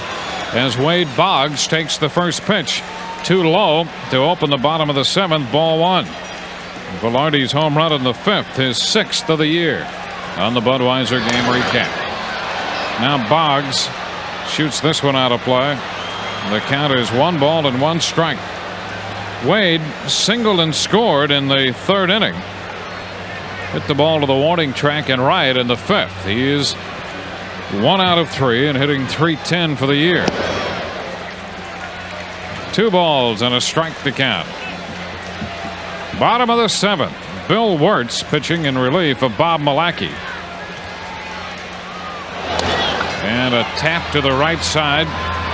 This time Baerga with a pickup, and the flip to Milligan. Well, Boggs the first out here in the 7th. Boy, what a play he made in the top of the 7th inning. On our MCS Cannon great teamwork play, Boggs on that ball hit by Bell has kept the no-hitter going. This is one of 3 good plays the Yankees have made. Gallego made a terrific play on Fermin in the 4th, leading off that inning.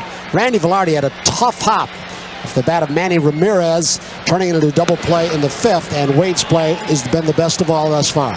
Deion James takes the pitch high, ball 1.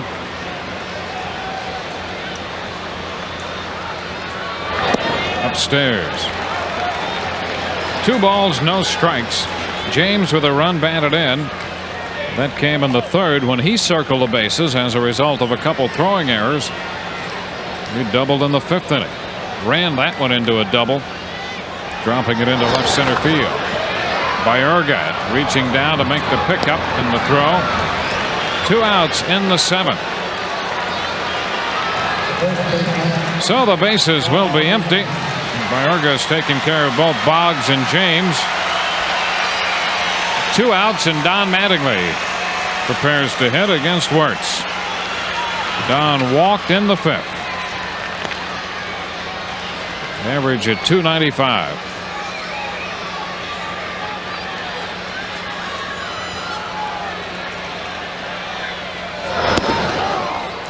Wirtz throws him a strike. Well, they've got some good arms. That pitch that he just threw to Boggs earlier to get him out in a 2-1 pitch, and they've got the DePoto in there. He's got a good arm down in their bullpen. Look at this. This guy's throwing hard. 0-2.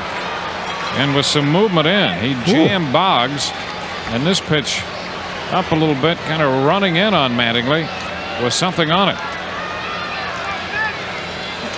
Matter of harnessing it, getting the ball in the strike zone. An 0-2 count. Don fouls this one down the left side, holding the count at 2 strikes. When you look at Bill Wirtz's minor league record, starting in '89 down through '92 at Kent and Akron, well, he didn't average in quite a strikeout per inning pitch, but very close. But again, the walk total is a little bit high. This one is fouled out of play. You look at these guys in the minor leagues, if you haven't seen them, you look at their innings pitched and their hits. He's always had a lot less hits than innings pitched. He's got the arm strength. The 0-2. And a ground ball through the right side this time. Baerga had started to move just to his right, and Mattingly pulled the ball through the hole. We talked about Baerga doing that when Milwaukee was. Anytime there's a changeup, he would wait till the last, and then for left-hander, he would slide a couple steps toward first. This time he sees fastball, he slides a couple steps to his right, and Mattingly top hands it, gets it through the right side. So down with a 2-out single at first, and here's Danny Tartable. Start your bat early, Danny, against this guy. Takes one inside. Tartable 0 for 3, hitting .250 on the year with 28 home runs and 84 runs batted in.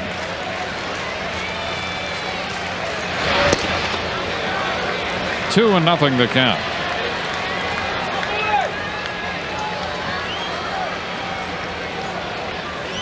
Yankees have 4 runs on 7 hits.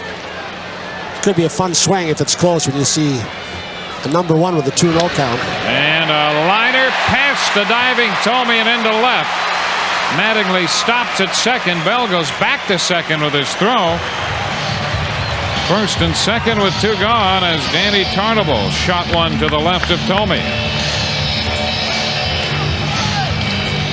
That's going to get Paul O'Neill to the plate with 2 outs.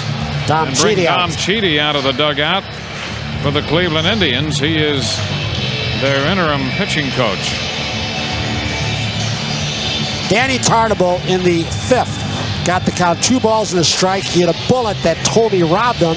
This time he gets the count 2-0, and he shoots one through the left side. Seeing a guy like Tartable, a slugger, a power hitter, when the count is favorable and he can sit in one thing or one area. Fastball, middle of the plate end, let him turn on it. Frankie knew how to do that, didn't he? Mm-hmm. And launch a few. Oh. Some of the all-time long ones. Jim Abbott, towel around his neck, the jacket on in the Yankee dugout. He has given the Indians nothing beyond 4 bases on balls through 7 innings. Here's Paul O'Neill. Paul's had trouble with off-speed stuff against the starter Milwaukee. That's what he started him off with. Wirtz starts him with the off-speed stuff here for a strike.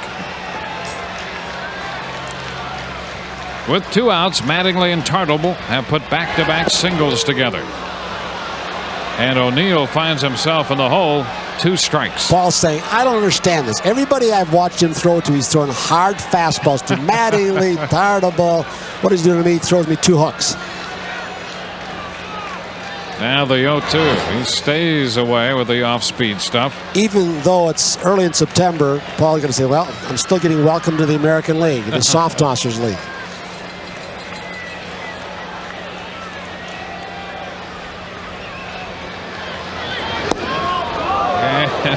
Wirtz tried to start that one wide and break it over, but he missed. That squares the count at 2-2. Here's that pitch.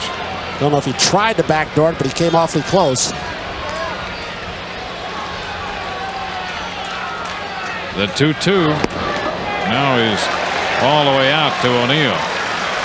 3 balls, 2 strikes, and the Yankee runners will get an extra step or 2. They'll be off with the pitch. Mattingly second and Tartable at first. Here it is. There they go. The 3-2. Skied into left. Bell back. Still going back. And he reaches up at the last moment to make the catch. That ball almost got over his head. No runs. 2 hits, 2 left. We're going into the 8th. 4-0 Yankees.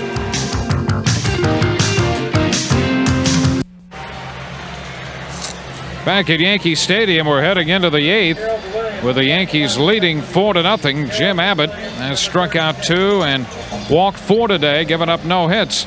He had a similar situation earlier this year at the end of May against the White Sox, 7 1/3 no-hit innings when Bo Jackson lined that single into center field. The Yankees went on to win that game 8-2. Jim Abbott worked the front 8 innings in that ball game. This afternoon, he has gone through 7 without allowing Cleveland a base hit as Gerald Williams takes over in left for Deion James.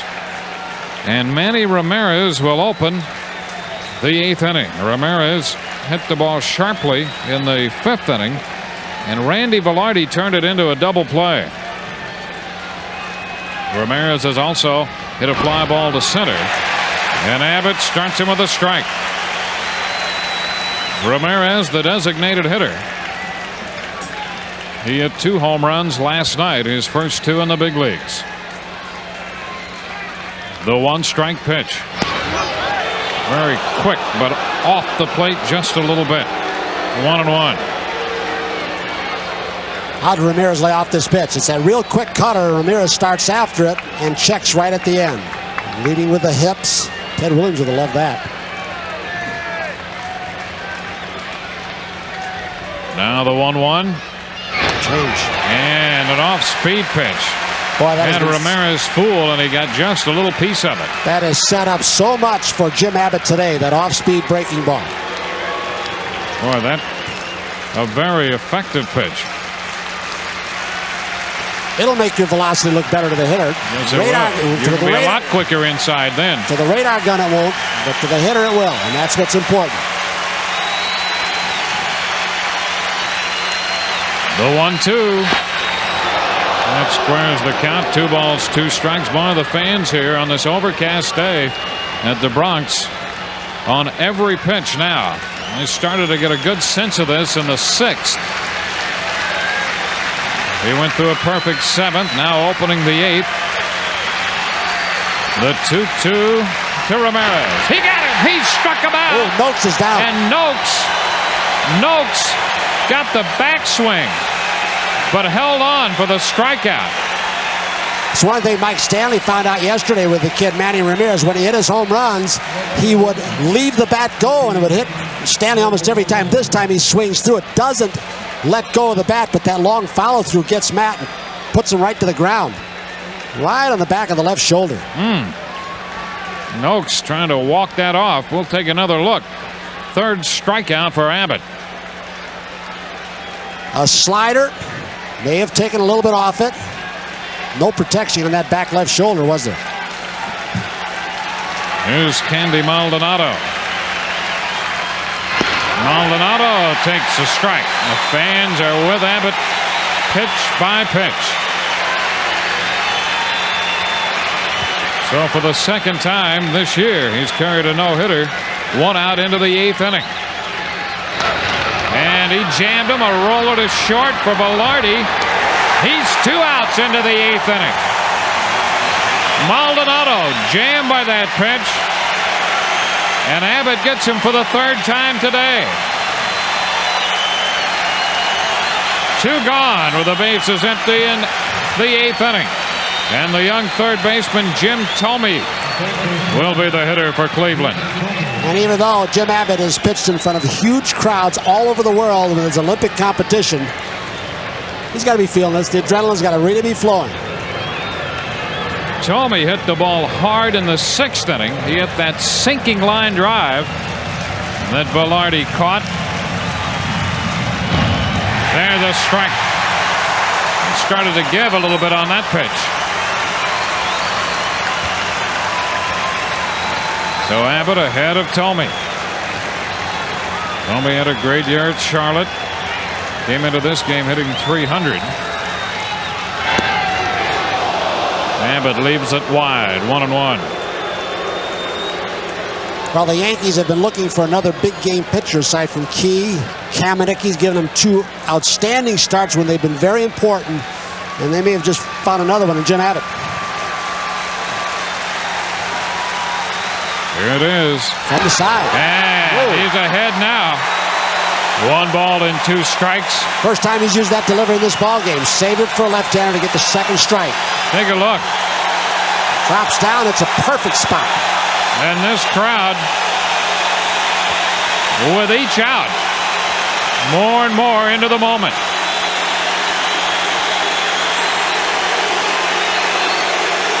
The 1-2. Wide. 2 balls, 2 strikes. This crowd umpiring with its heart. And this is also a big outing for Matt Noakes, who hasn't had much playing time, whose catching has been maligned. Ball 3. Tomey did not offer on the appeal. So a full count.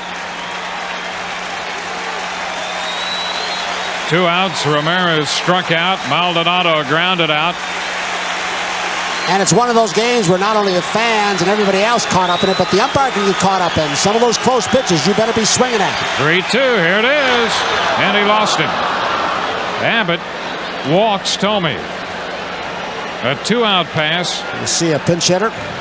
Junior Ortiz is due, but he has been recalled. And Sandy Alomar, who's been swinging a hot bat, will hit for Ortiz. Ortiz was 0 for 1 with a base on balls. So Alomar, who's now healthy after suffering through back problems, will come on to pinch hit. Yankees saw Alomar in the series last week in Cleveland. Alomar is 1 for 11 lifetime against Jim Abbott. .091. So he will pinch hit.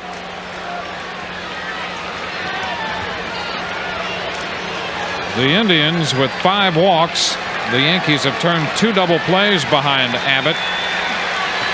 So the Indians have yet to get a man as far as second base.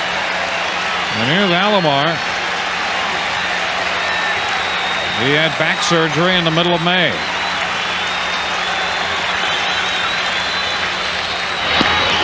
And Abbott just misses. Very close. Ball 1. Jim has started quite a few hitters off in this ball game with a curveball. Off speed.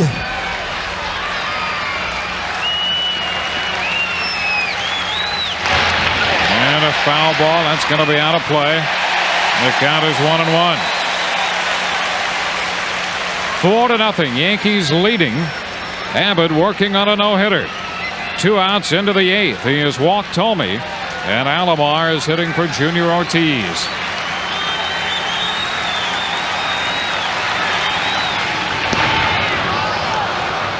Two balls and a strike.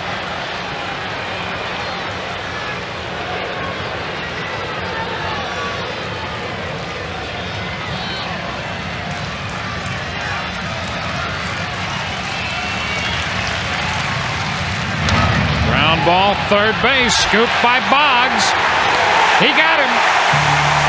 Alomar out third to first. No hits in the 8th. A walk and a man left. Abbott has a no-no through 8. Bottom of the inning coming. Yankees 4, Cleveland nothing.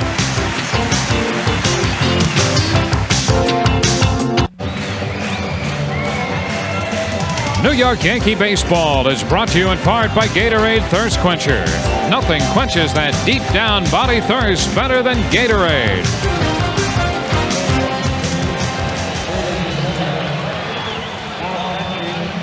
We'll go into the bottom of the 8th with the Yankees leading 4-0. Yankees 4 runs, 8 hits, and the Indians have no runs, no hits. Jim Abbott has struck out 3 and walked 5. He's made 107 pitches through the front 8. And he'll see his Yankee teammates coming to hit in the bottom of the 8th inning, sending Bernie Williams to the plate to lead off against reliever Bill Wirtz as Alomar takes over behind the plate.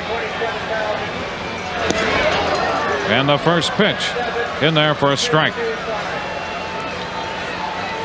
Bernie with a walk and a single flying to center field his last time.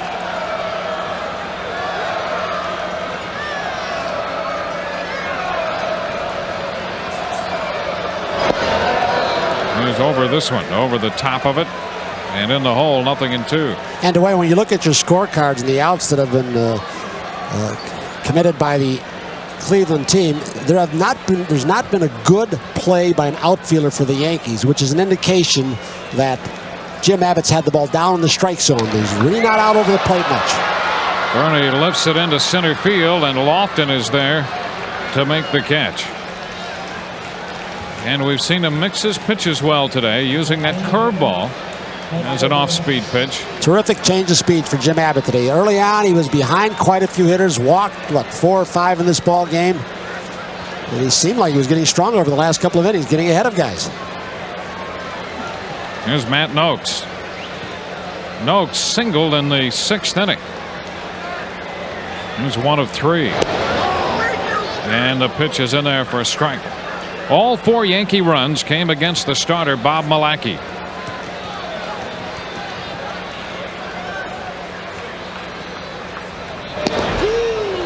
Wirtz throws Noakes another strike. Tomey at third, well off the line. Same thing for Bell in left. Everybody shaded to the right side for Matt Noakes.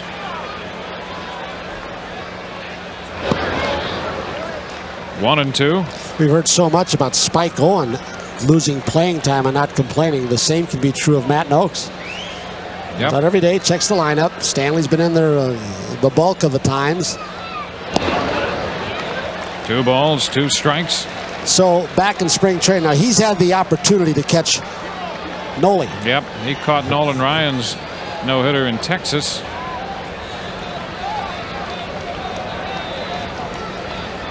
Two balls, 2 strikes, and it's wide. So a full count on Matt.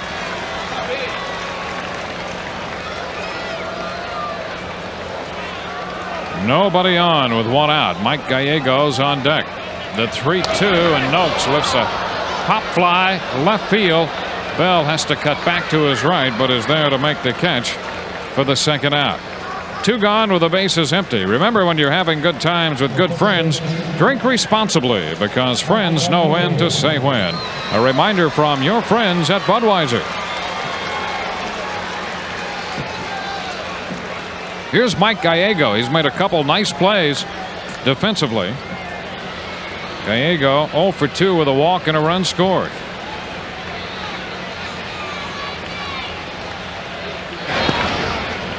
And he takes a pitch too low, ball 1.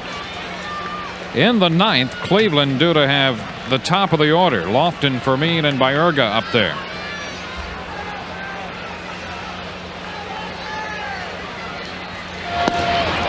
Wow. Wirtz at times has just been overpowering. We saw him make a couple pitches in the 7th inning. One to Mattingly. One here to Gallego in the 8th. Wow. 1 ball, 1 strike.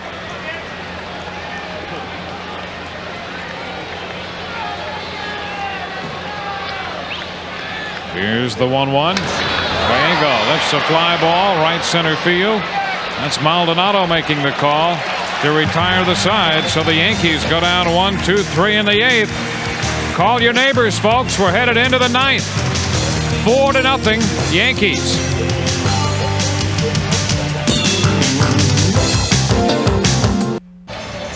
Jim Abbott will take a no-hitter into the 9th inning this afternoon at Yankee Stadium before a crowd of better than 27,000.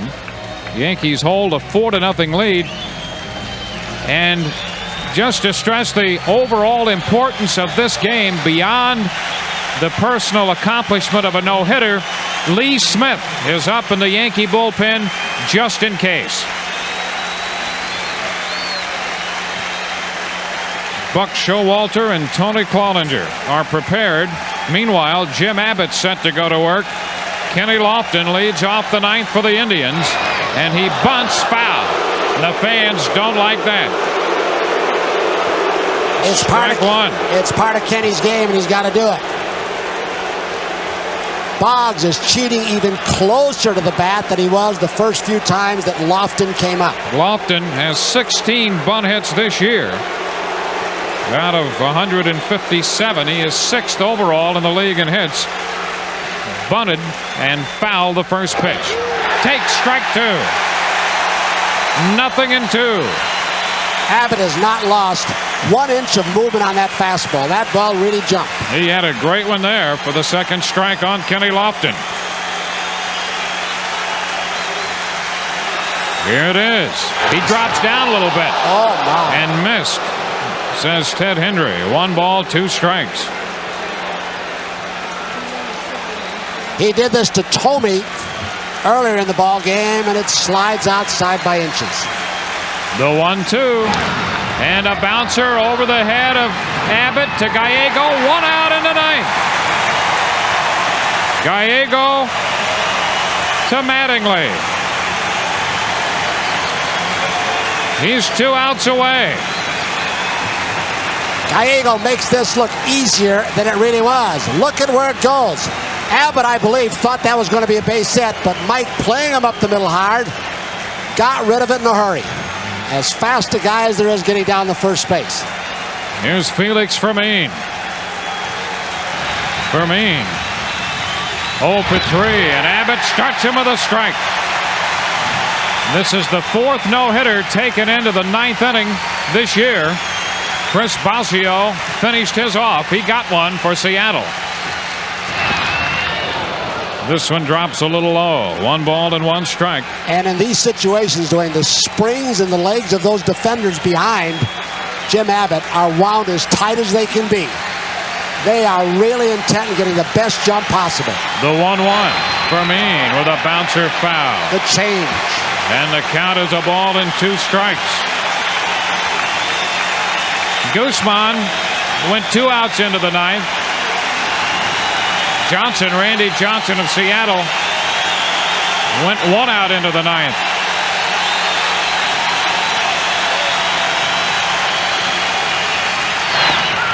Too close. So the count stands at 2 balls, 2 strikes. Fermin victimized by a great play in the 4th by Gallego. Lines this one foul into the stands. Fermin grounded into a double play in the 1st. Then Gallego turned in that backhanded play on the ball he hit in the 4th inning. Grounded to 3rd in the 6th. And the count is 2-2.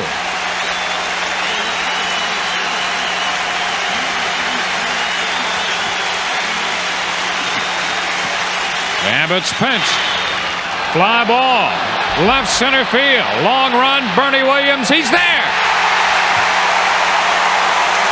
2 outs in the ninth as Bernie Williams tracked it down into left center field.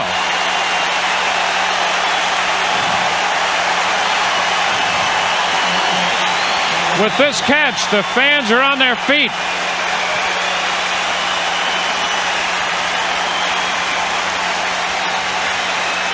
Two outs. Jim Abbott has a no-hitter.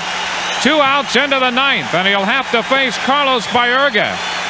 Gene Michael pacing in the booth upstairs. Willie Randolph exhorting Jim Abbott on. Carlos Baerga 0 for 3 today.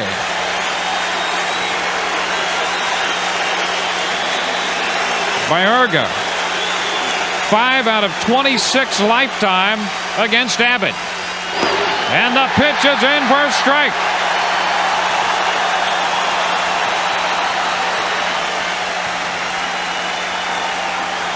Indians have not had a man past first base.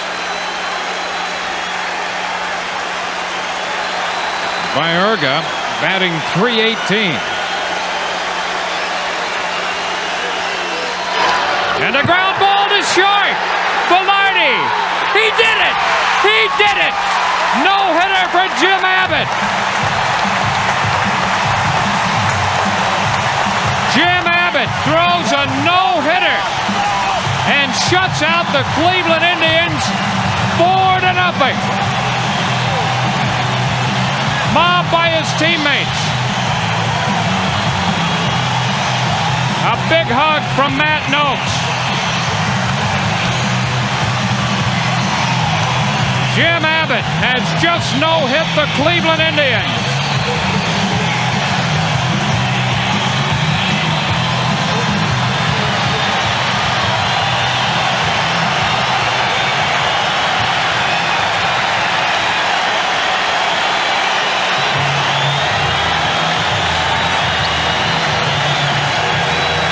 The crowd with Jim Abbott every pitch of the way the last 3 innings.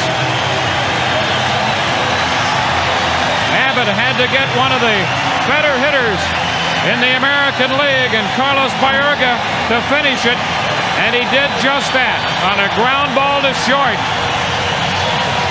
What an emotional moment for Jim Abbott. Mark Connor right there with him. And the fans in Jim Abbott's corner all the way today.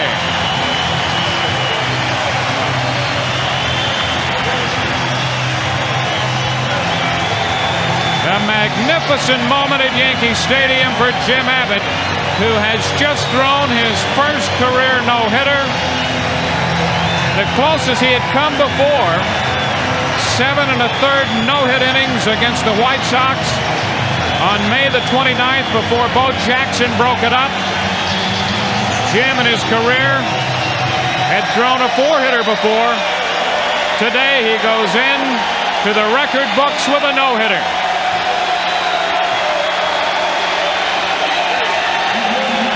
For the moment, the Yankees are a game and a half behind the Toronto Blue Jays.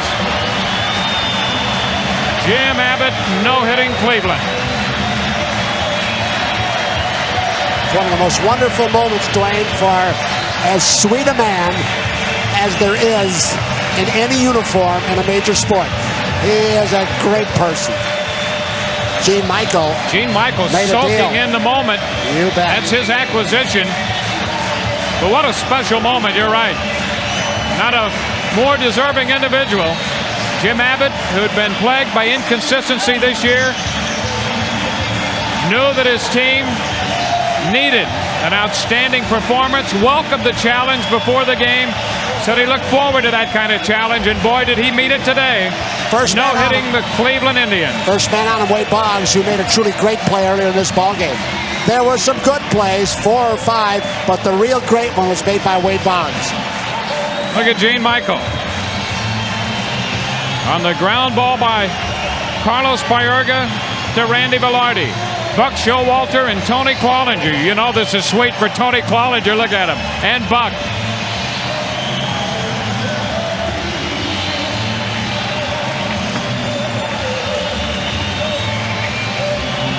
A magic moment for the Yankees as they continue to pursue the Toronto Blue Jays. They get a masterful lift. Big performance from Jim Abbott as Abbott no-hits Cleveland. Don't go away. We'll be right back here. 4-0 Yankees win on the no-hitter by Abbott.